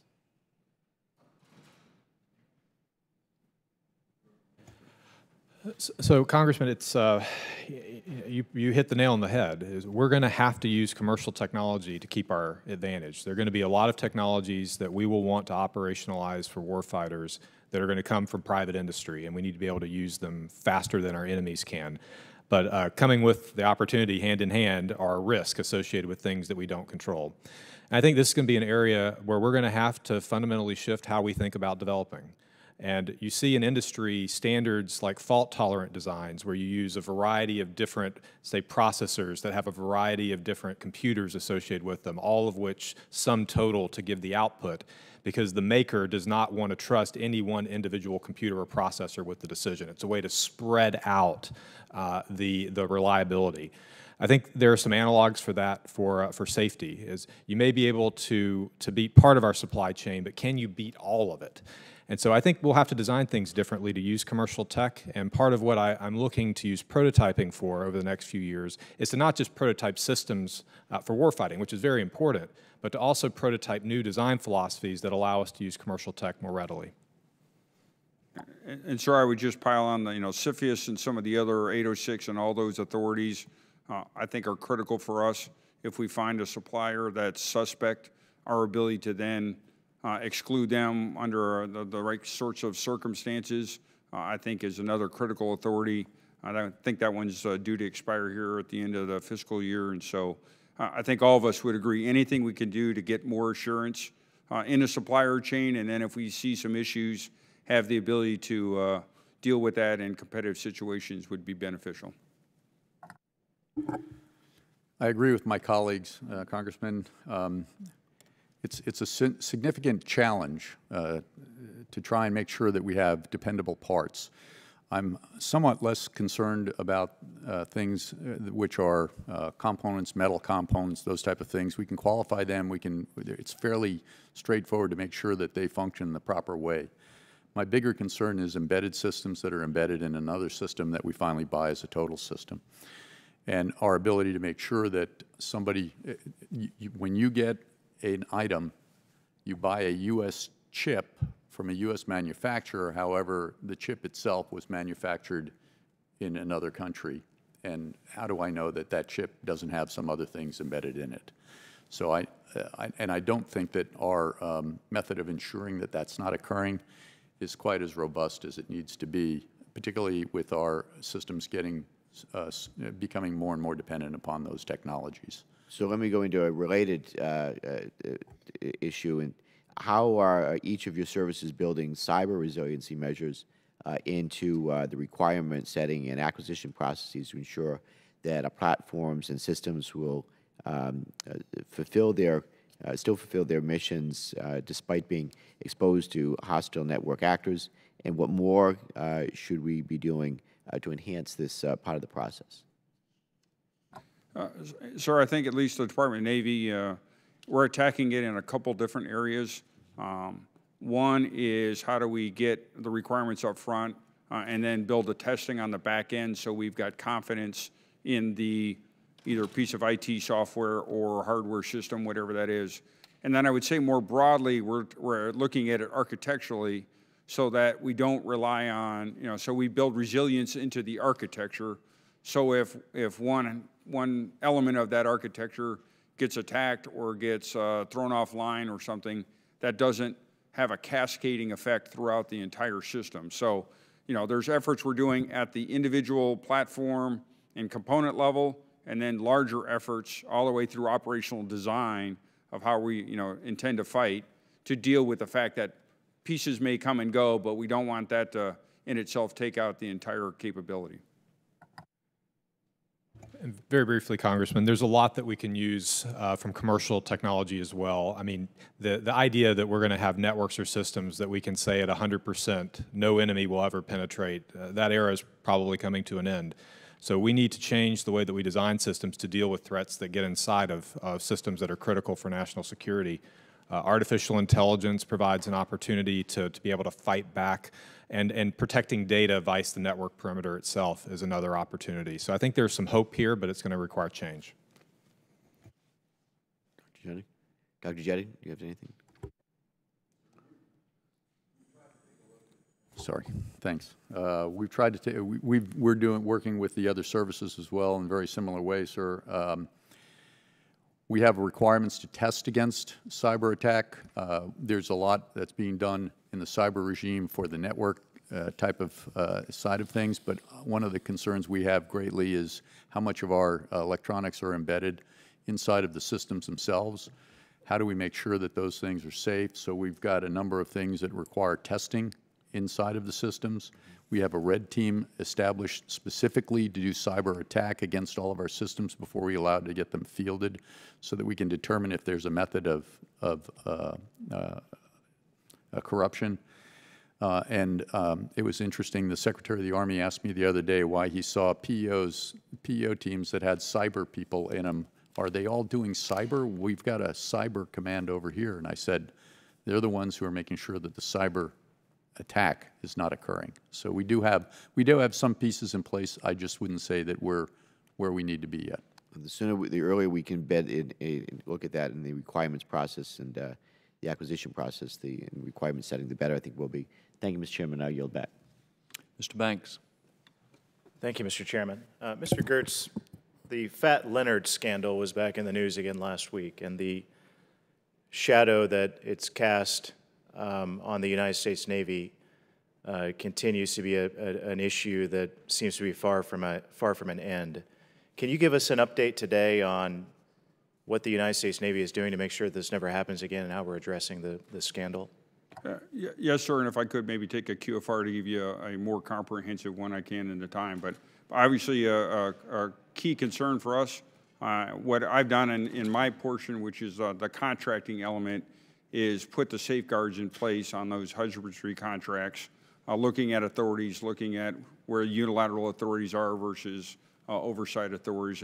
And I believe we're getting that balance, taking the lessons learned and ensuring that we've got both trust and transparency in that, so that we can hold folks accountable as well as have a transparent system so we can understand if there's something that's occurring that doesn't appear to be within the rules we've set forward. And then obviously, as you're seeing through the Secretary of the Navy, holding folks accountable if we do find they're acting outside those norms. What do you do? What do you do from day to day or regularly to stress to those acquisitions and contracting officers, both in uniform and civilian, under your authority to try to raise the level of integrity to make sure that this never happens again? Yes, sir. Again, I think it all comes to the culture they're operating in and the people we're selecting.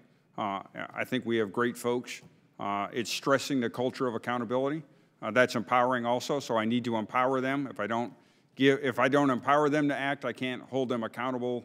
They can, blame somebody else. So part of it is get that empowerment down, but then have an accountable system with the right checks and balances.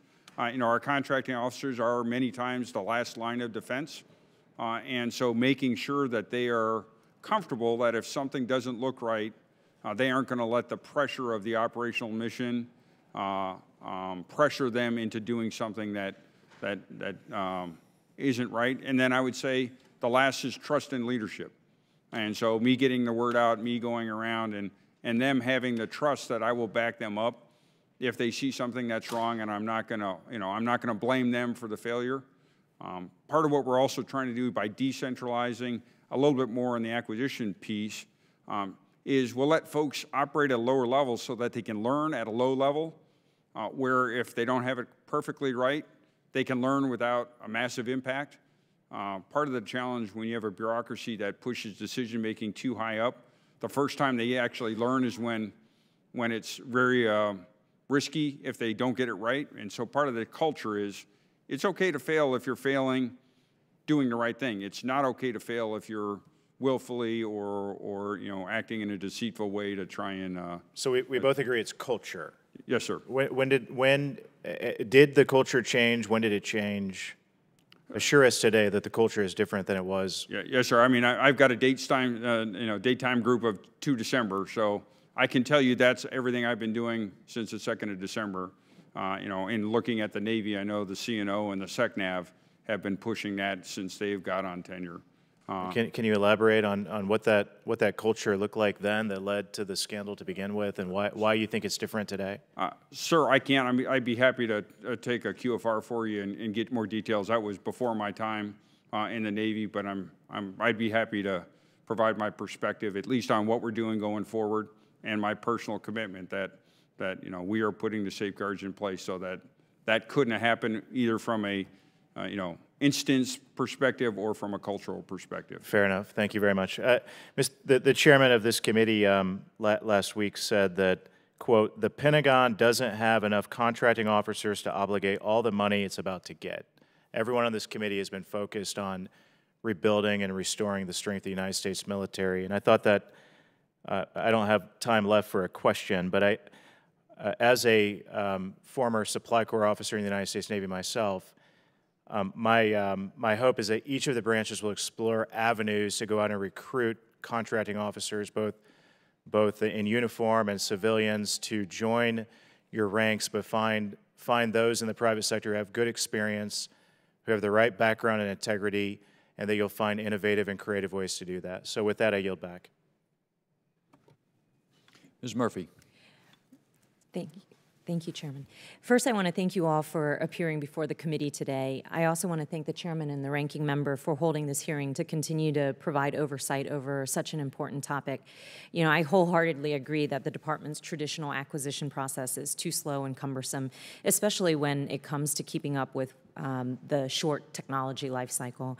And Mr. Geurts, it was great to see you in Tampa last November when you were still the acquisitions executive at SOCOM.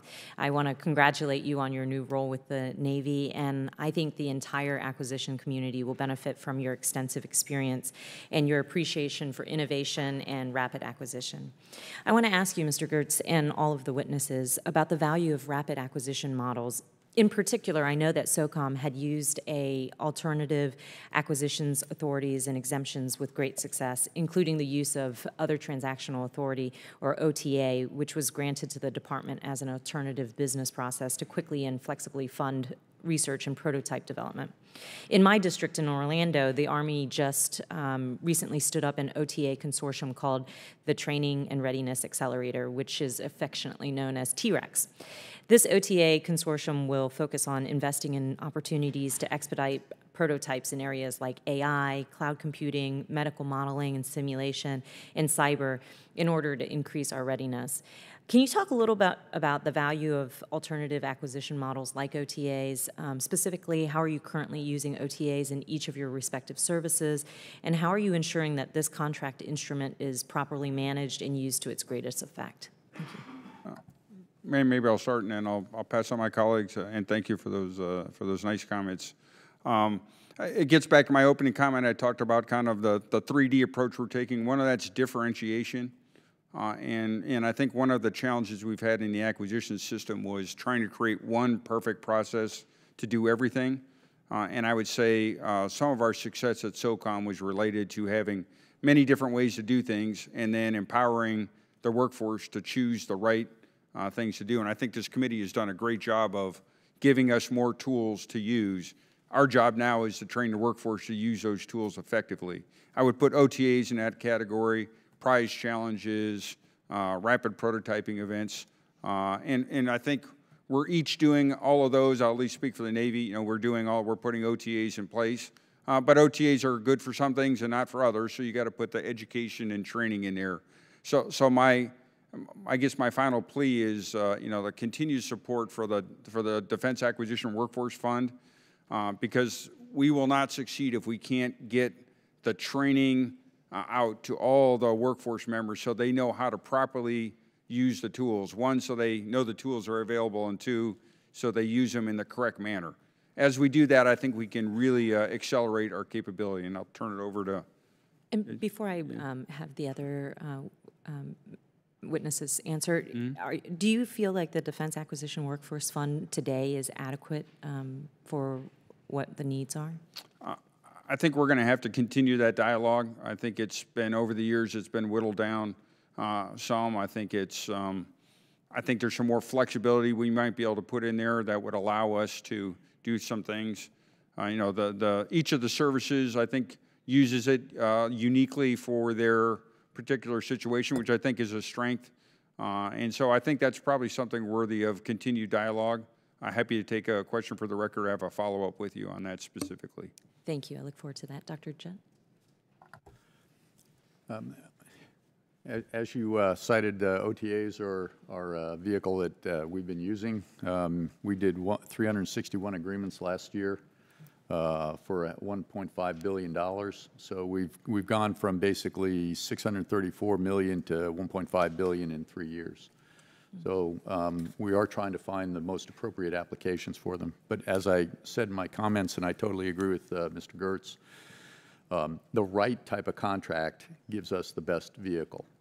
And one of the pieces there is in combination as well. Recently, one of my program offices, PEOs, came in and he had a project. It had always been a cost-plus contract, so he was proposing a cost-plus contract, but it was near the end of the deliverable, and I said, nope, go back and take a look. How much of that is cost-plus? Because cost-plus, I'm essentially hiring that company to be part of my staff. They're just my additional workers. How much is deliverable? How much is something that takes more research? And we broke the contract into 2 pieces, one being a firm-fixed incentive fee, because I'd like them to be motivated to do well on the firm-fixed piece, and a much, much smaller piece that was actually the cost-plus. So there are other mechanisms, too, we're trying to use. Great. Thank you. Mr. Brooks. Thank you, Mr. Chairman. By way of background, I'm from the Tennessee Valley of Alabama, where Redstone Arsenal is located and the Army Materiel Command. So we have a lot of acquisition work that emanates in my district. When there is a bid or a contract award protest, who pays the various parties' attorney's fees and litigation costs?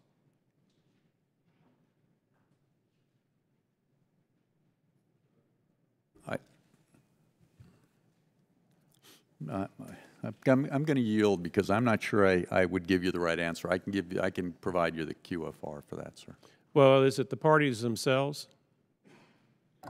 Yes, sir. I think it's the parties themselves up until the point where there's depending on the settlement or the resolution of that. But obviously there's the legal fee piece of that, and then there's the impact of the program as we're going through the protest. And so, there's 2 or 3 different elements of cost, depending on if you're talking the legal fee for the activity or the impact as we're going through that. I'm talking about the legal fee incurred by a party who hires an attorney, and then also the associated litigation costs for the appeals process, whether you're a proponent or you're defending. Sir, I think, why don't we take one for the record, because there's a direct cost. I don't know what's billable downstream in overhead, because there may be within the cost accounting standards a way to bill that. Well, by way of background, again, long ago, in another life it seems, I litigated a number of federal acquisition regulation disputes, contract award protests, and the like before various boards of contract appeals. And unless things have changed, one of the strategies that was often employed by a losing party in a bid would be to file a bid protest or contract award protest, and they'd do it, even if it lacked merit, they might do it for strategic or tactical reasons rather than substantive reasons, i.e. substantive being because they were wronged and now they want to be righted. And these kinds of bid protests and contract award protests often result in contract award delays and ultimately, as a result, much higher cost in the acquisition process occasioned by those delays. So what I would like for you all to consider, to the extent the law has not changed from the time when I was in this process, is please give consideration to a loser pay rules, wherein the loser in a protest must pay the prevailing party's attorney's fees and litigation costs. And the reason that I would suggest you consider that as you're looking at all the acquisition rules that are currently in play is that creates a deterrence to a party filing a meritless bid protest or contract award appeal when they do it for tactical or strategic reasons rather than substantive reasons. Certainly if that party is looking at having to pay the prevailing party's cost incurred by what turns out to be a frivolous protest, that might cause that party to pause and have a second thought about whether to engage in that kind of strategic maneuver, which in turn might mean that the contract actually does get awarded promptly, which in turn saves time and saves costs during our procurement system.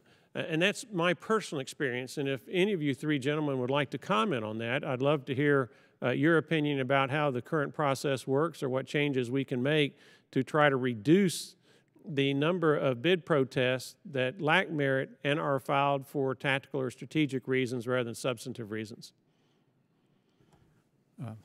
Congressman, I'll make a quick comment on this area. I know that in the NDAA 2018, Section 827, there's a new section in there, a pilot program on payment of costs, much as you're talking about for denied government accountability, GAO bid protests that have a threshold of $250 million. The pilot begins 2 years after enactment of the act, so we're kind of ahead of the game. You're thinking ahead of the game. We're looking at this very carefully because what we see is if an incumbent's in place and they lose the next competitive bid, they protest.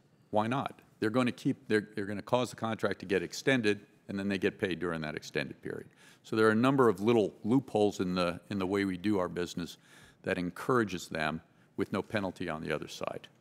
Well, if I might, if the chairman will permit, I would encourage, and I'm vaguely familiar with that provision in the last National Defense Authorization Act, but it seems to me, if my memory serves me correctly, it was somewhat limited in scope. It did not apply to all the parties who were involved in the protests. And you've got the dollar figure.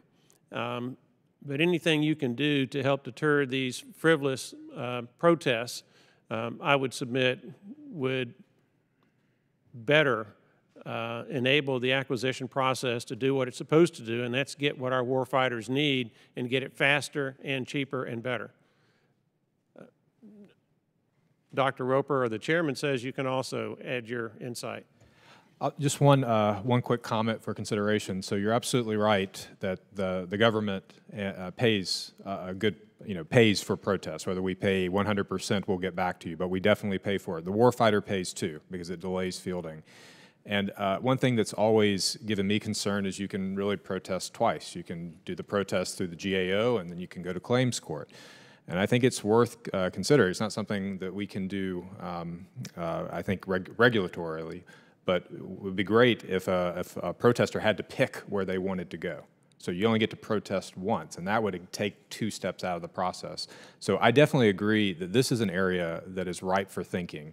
We love OTAs because you can't protest them, but that's really the symptom. We're really looking at the symptom. The thing we need to actually fix is not making protests where they're so hard to get through that they delay time and increase costs. So I'm glad you brought that up today. Well, if I could conclude with this one short comment. In the private sector, the fee award system, losing party pays, does act as a deterrent to the filing of meritless lawsuits in the private sector.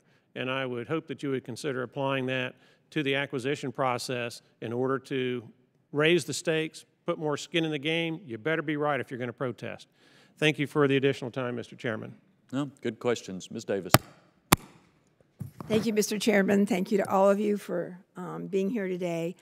I know there's been a great deal of discussion about, how do we measure the way we train the acquisition workforce, finding a way to get this better, incorporating not just civilians and military as well as the private sector. One of the things that I think hasn't come through as strongly, and I wanted to ask you about, is how we actually reform contracting in the war theater. How do we make sure that people are thinking not just in acquisition, but strategically? How do you train acquisition officers to be strategic thinkers? Ma'am, I'll start and then I'll pass you to Dr. Roper. I think a key piece of decentralization, what I found coming back into the big service was decision-making had been pressed up to such a high level that your senior folks were spending your time, in my mind, doing tactical work, not taking the time to have strategic discussions. So part of the decentralization piece is, and pushing accountability down, is so the work can move down there to free up thinking time. And then the second piece, at least the way we're attacking it, is have a much more thoughtful dialogue very early in the program. What are the framing assumptions? What are the outcomes we're trying to achieve? Have that before we start writing documents and creating budget exhibits and all those things that the process requires. And what we're finding is having that discussion much earlier and freeing up the leaders' time so that they can have those discussions is enabling us to be much more thoughtful on the front end. Okay, what's the strategy? We don't need it. It's not just cost plus or fixed fee. Or we're going to do it. You can have multivariate not just strategies. Faster and better, but yeah. Yes, ma'am. Yeah. Is that aligning with NDU's program? What was that, ma'am? Is that aligning with NDU's program? Yeah, I think that is. Again, I would ask the colleagues to break in here. Another piece we're looking at, like on commercial, where we get in trouble on commercial is we try and use it differently than it's used in commercial. So how do we buy the way it's sold, not buy a commercial product and then try and do a bunch of things to it so that we no longer get the value of it being commercial and we kind of own our own variant of it. I think that's a similar kind of thing. I don't know, Dr. Roper, if you like. And maybe y'all could describe to the extent that all the services are learning from one another in this area. Yes, Congresswoman, it's a great point, is we need to think more strategically inside acquisition. Just know, like coming into this job, I have been extremely impressed with the talent that the Air Force acquisition workforce has. And I know from my past job that same talent is resident in the other services. Amazing people, technically competent, skilled, and motivated. But for years, they've had to not just be experts in acquisition, they've had to be experts in bureaucracy. The best skill you could have as a program manager or program executive is navigating the many, many hurdles of the Pentagon. So as we take that skill set down, we have an opportunity to reinvest it in training in the new authorities that you've given. I think it's going to be very important that as we push authorities down, we invite the acquisition workforce to think horizontally. There's not much that's horizontal in acquisition. If you're building an airplane, you're building an airplane. Mm-hmm. But what frustrates me is that we have software in every system that we build, almost, but none of it's common, none of it's recycled. And when we look at commercial industry, the same software is resident everywhere. So one of the things that I'm interested in doing, and I'm certainly going to work with my colleagues here, is to try to experiment with some horizontal things in acquisition while we still focus on doing the verticals. Do they ever bring in multidisciplinary teams that can perhaps haven't had the same experience but have a whole different way of looking at things? Is that part of what you need? Yes, Congresswoman. Cross-functional teams are very much in vogue, and I'm a big supporter of them. They bring together people that have different backgrounds. They may be an acquisition person, a requirements person, a technical person. And even though not every member of the party may be related to the type of decision that's being made, they bring something that allow the decision maker to make a broader set. Yeah. So I really wish that we would take things that were serial in decision making and make them parallel by getting all the right people in the same room at the same time to make a decision. It's common sense, but common sense is what we really need to bring back to acquisition. Thank you. Dr. Jette, did you? Yes, Congresswoman, one of the things I'll say is that cross-functional teams, the Army's placed a big bet on these. We put together teams that are one team behind each of the Secretary and the Chief's priority areas, plus two additional ones which are critical enabling technology areas. and they're led in a way that bring in the military competency with technical competency, with the acquisition competencies, so that we can try and get that team to look for realistic and solutions to problems. Internally, I'm also reinvigorating our, we have an office, we call it systems integration. I think that that's probably not quite the way it's going to turn out, but I have to cross-cut these organizations and make sure that we're looking across them. And I think that, as my colleagues have said, pushing the decision-making process down to our senior leaders in the PEOs in particular is just tremendously enabling, because all of a sudden they're not just process people. They're looking for products. They're looking to make something happen, and they feel the responsibility. And it's making a big difference. If I had one last comment to make, it would be that I'm looking at specifically how to get contracting, not something that gets done over there and you watch it leave the station once you buy your ticket, but bring the program management and the contracting much closer together so that we have a more coherent process. Great. Thank you. I hope we can measure that in a year from now. Thank you. Thank you. Ms. Stefani. Thank you, Mr. Chairman. Last fall, Cyber Command began executing limited acquisition authority to speed up the acquisitions process for cyber-specific tools.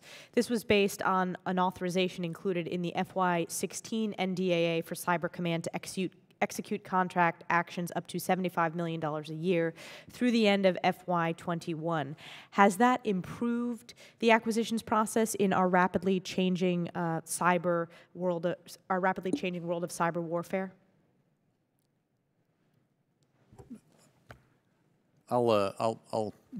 Congresswoman, I'll give you my quick examination of this to this point. It's expedited an ability to reach out and grab a lot of readily available tools that would have otherwise been very difficult to just bring into the system, particularly because cyber changes constantly. It's a constant battle. And so if you don't have that tool set availability and upgrades to those tool sets, then you're going to be falling behind. So far, the examination I've made, and it's not as deep as I plan to, has shown that this ability to reach out and go directly to getting the things they need more quickly and more directly has allowed them to keep up much better with the cyber threat than trying to go through the classic system. Do you see any challenges with this new format when it comes to introducing this into the acquisitions process? Whenever we put rules in place which give people a lot more freedom, eventually what I see is we back up. And my concern is making sure that we measure what we want to do, measure what we expect of them, make clear what that is, and then we allow them to do what you've given authorities to do. Otherwise, I give my great example is the Rapid Equipping Force is an organization that procures things rapidly and gets them to the field. It doesn't have a milestone decision anywhere in its path. It now must report to a milestone decision authority because we just want to make sure that they're doing things right. Mm-hmm. And so the same type of process encroachment can happen to this process as well if we don't watch it. Yes.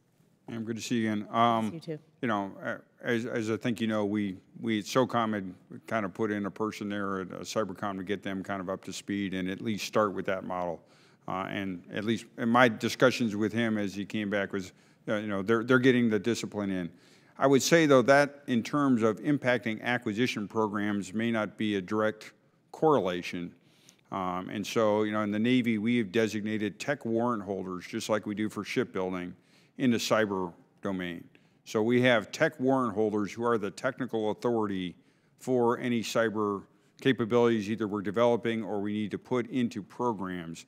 And those warrant holders are the ones I hold accountable as we birth programs, as we test programs, as we field programs to ensure we got cyber resilience and all that. They're connected with Cybercom, and obviously there's some learning there, but that Cybercom acquisition element is not directly acquiring the cyber capability or testing in Navy weapon systems, if that makes sense. Mm-hmm.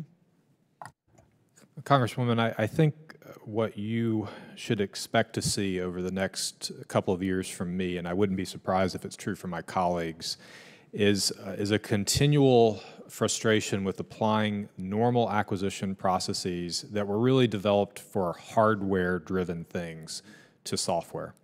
My opinion is it's just a different beast.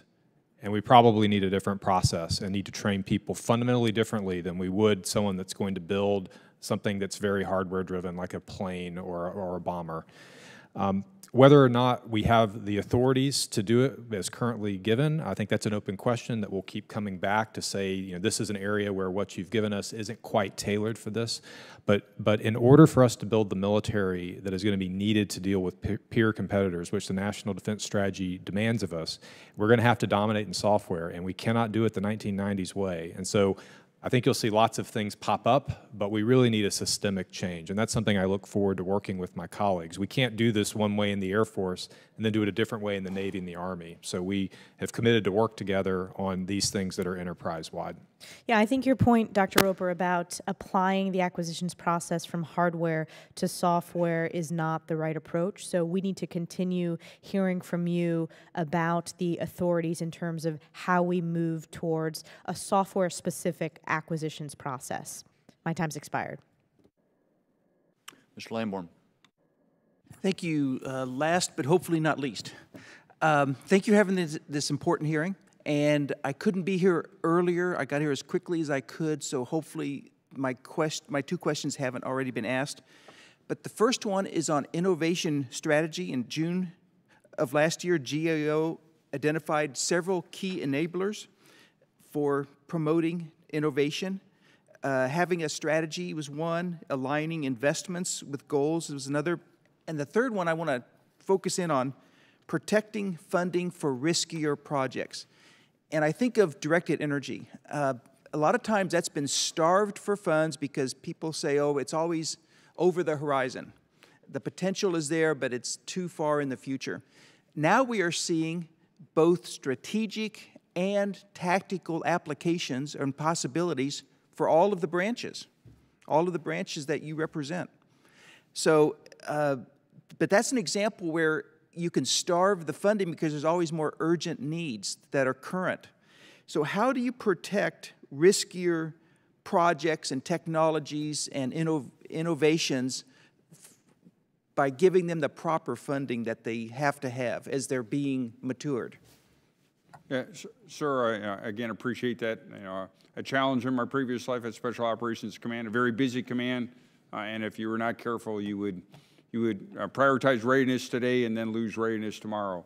So a piece of it, I'll go back to Dr. Roper's comment earlier, was we also have to look at how do we really drive cost effectiveness and sustainment and readiness to create headroom for continued funding in science and technology, and then how do we then create processes and a culture that in that early on really rewards risk-taking, quick iteration speed, get a quick lesson, get with the operators, put it in the field, see if it works, a little bit of the acquire before you require mentality.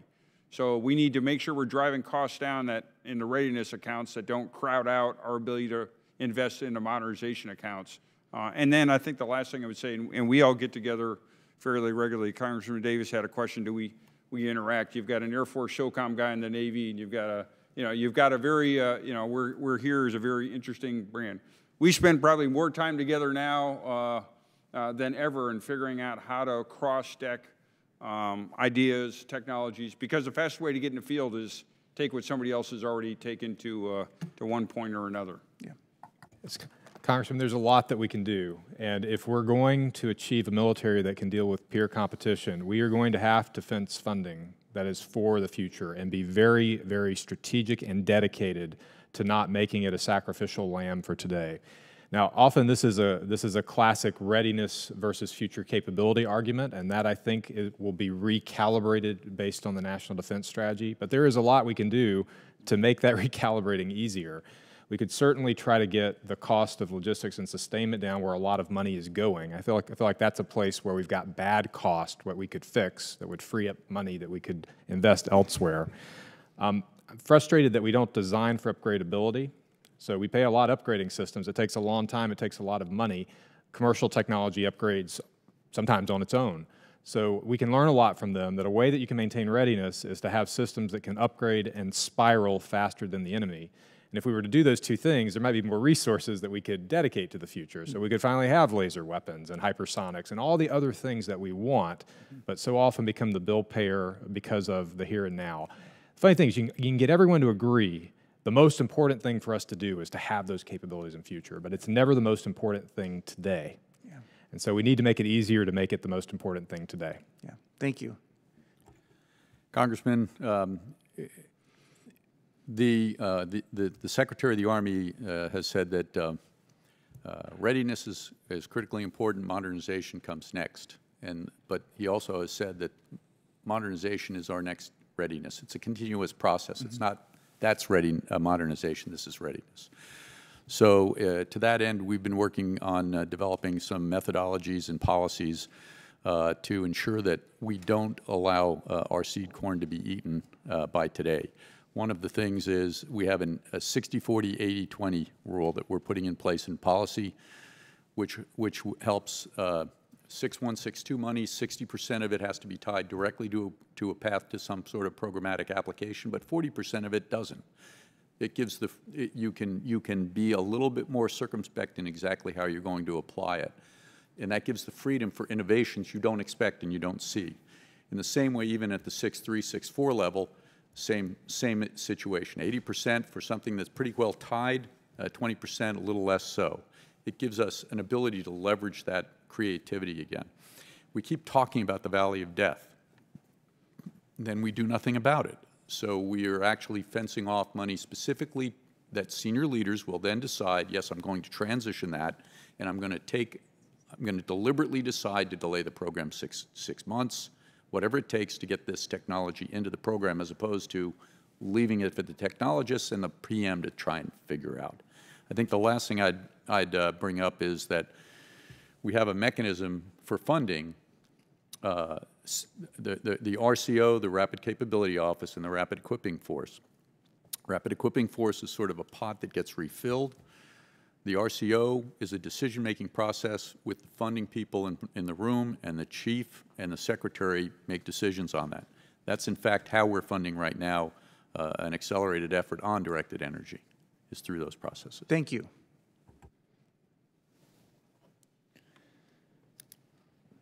Let me touch on just a few other things, or maybe rehash a couple of them. Starting with a couple questions I've been asked in the last day or two.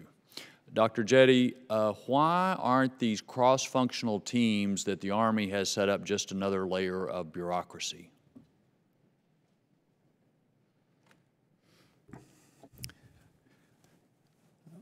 Mr. Chairman,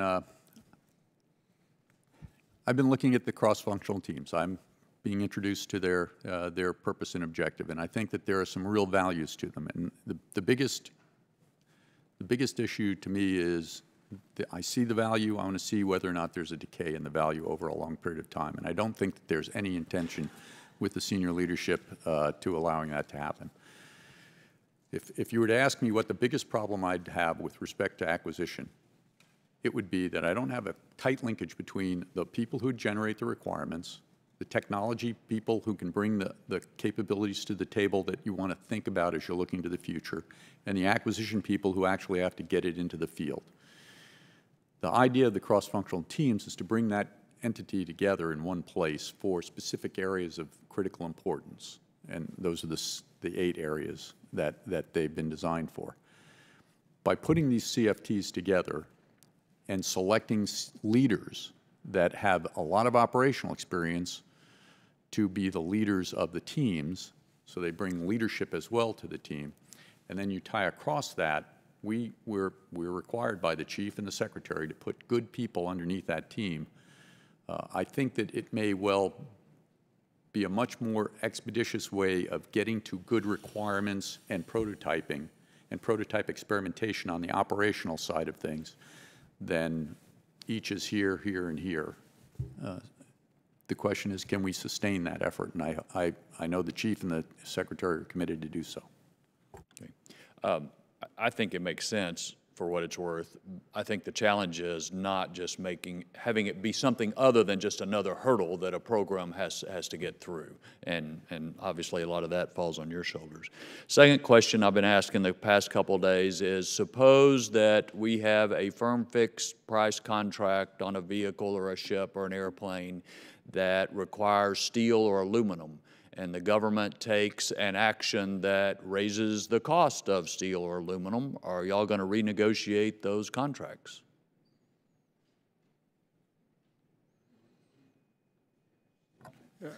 I guess I'll go first, being the shipbuilder with a lot of steel or aluminum.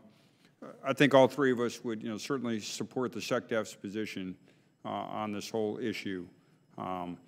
I think with the Buy America Act, particularly in the shipbuilding industry, and all the U.S. ships being built in the U.S., we don't see a huge issue yet. Still trying to understand the policy at the big level. I think where some more study is going to have to be done is at the supplier level, and as the policy becomes better understood and its final implementation side, then we're going to have to look at what those implications are, and then what does that mean to each of the individual programs.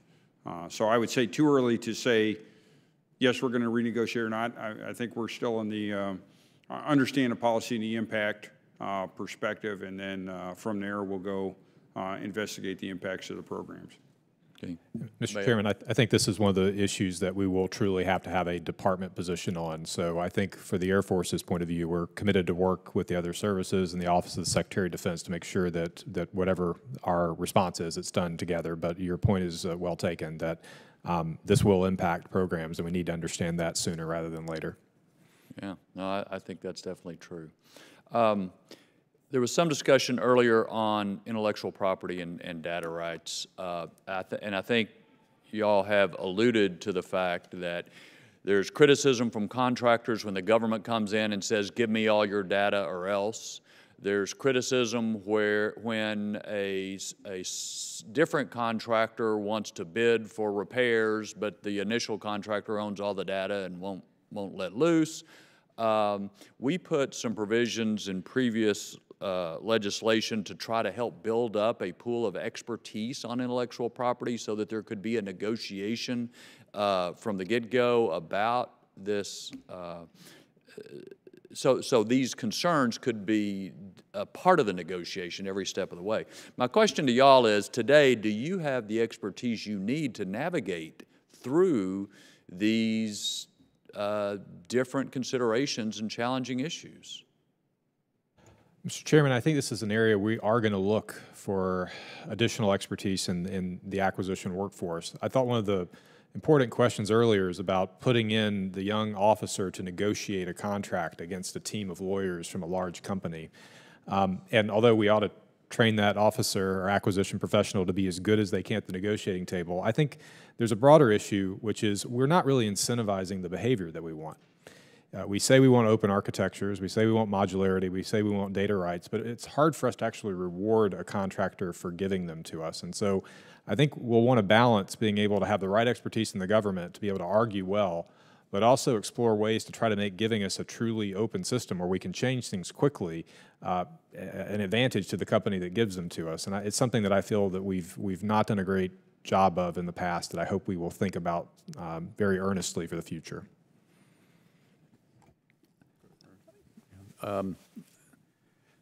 Mr. Chairman, I think that this is an area that's critically important. I mean, I own IP. I was a small company. I don't have big corporate headquarters. I don't have lots of land. I don't have a shipyard. My value was in my head and on a piece of paper. So I understand and appreciate the IP issue from the commercial sector side. On the other hand, I also understand the government's side of things. And I've worked for many other commercial companies as well. If you pay me to do it, you own the IP. If I bring something to the table, then we can negotiate a license. The issue is, I don't believe that we pay attention to that, particularly at the beginning of our discussions in contracting. So someone bids, I'm going to bring this IP to the table, and I need you to mature it through a cost-plus contract into something else. And this is the type, it's a linkage, like fingers together. And the next thing you know, you're stuck. He's holding you and you can't let go. In the commercial sector, particularly with modular open system architecture and our proper definition of that at the beginning of the contract proposal, you bring a proposed IP to the table, you put a box around it. I know the goes intas, the goes outas, and what the functionality is. What's your license fee for it? Tell me in the beginning. I won't even ask you for the innards.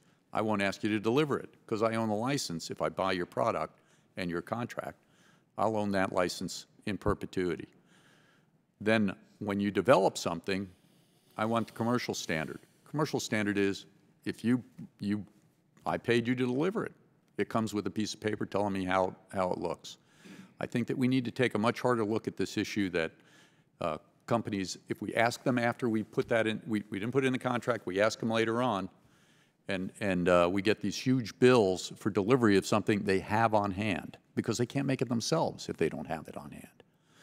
So I think it's the biggest focus is we need to take a hard look at the front end of the way we do contracts to make sure we honor theirs and yet have control of ours.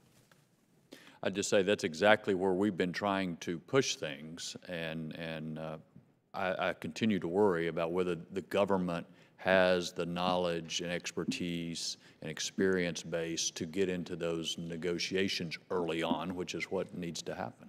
Yeah, yes, sir, Mr. Chairman. I don't think that we have. I think that we have a lot of people who are talented in this area. I don't think that it's a cultural issue we've been talking about. We've got to get them to think differently about these things. And IP is never, it's government rights use rights, whatever that is. I always loved to have the government pay for research and development because I knew even if I delivered them the package with the intellectual property, it would go right next to the Ark of the Covenant in that warehouse someplace. In a government warehouse. Nobody ever in the government pays attention to either honoring or using their IP rights. Yeah. Congratulations on your patent, by the way. Thank you, sir. Mr. Geurts, you have something else you'd like? Yeah, sir. I mean, there's a couple different issues. One's new efforts. How do we get those right? How do we create the tools so it's not just a mandrolic response if we have to hire a lot of folks? What are tools, guidelines, and training?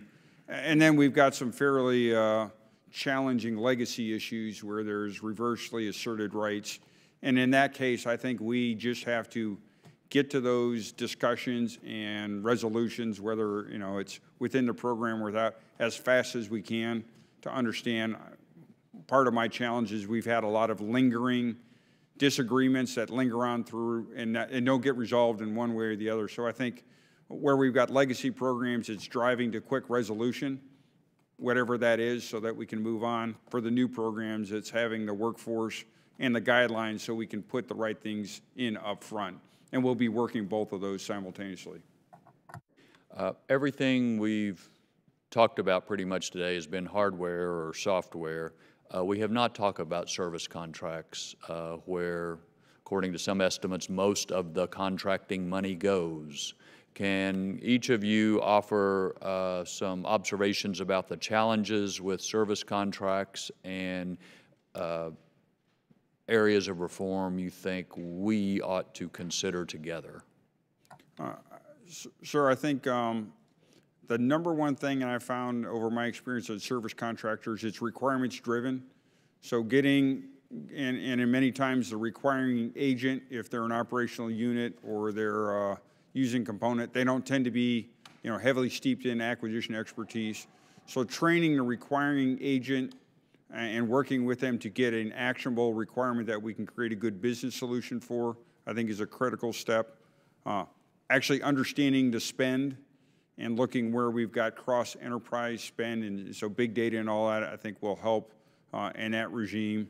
And then some of the discussion on protest reform and understanding, particularly in service contracts where you've got incumbents and we're recompeting those contracts. How do you have fair, transparent, but mission effective recompetitions?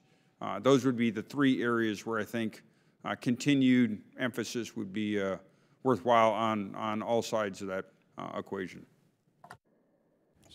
Mr. Chairman, I certainly think that one of the themes from today are metrics for acquisition for the new authorities we've been given. I think service contracts are a great example of a contract where we don't have great metrics to determine the value that we're getting to the government. So I think it's an area where we're looking at new ways to weigh value, and auditability is a way that we can do that. There are a lot better tools that are available today than would have been available, say, 10 years ago that do auditing of where spend is going and where workflow is happening. So that's an area that we should up our game because when we talk acquisition reform, we tend to talk hardware and software, to your point. We talk systems. We talk, you know, the ACAT 1 programs that so often start snowballing in risk and cost. But a lot of the money's in service contracts, so I'm glad that you brought that up.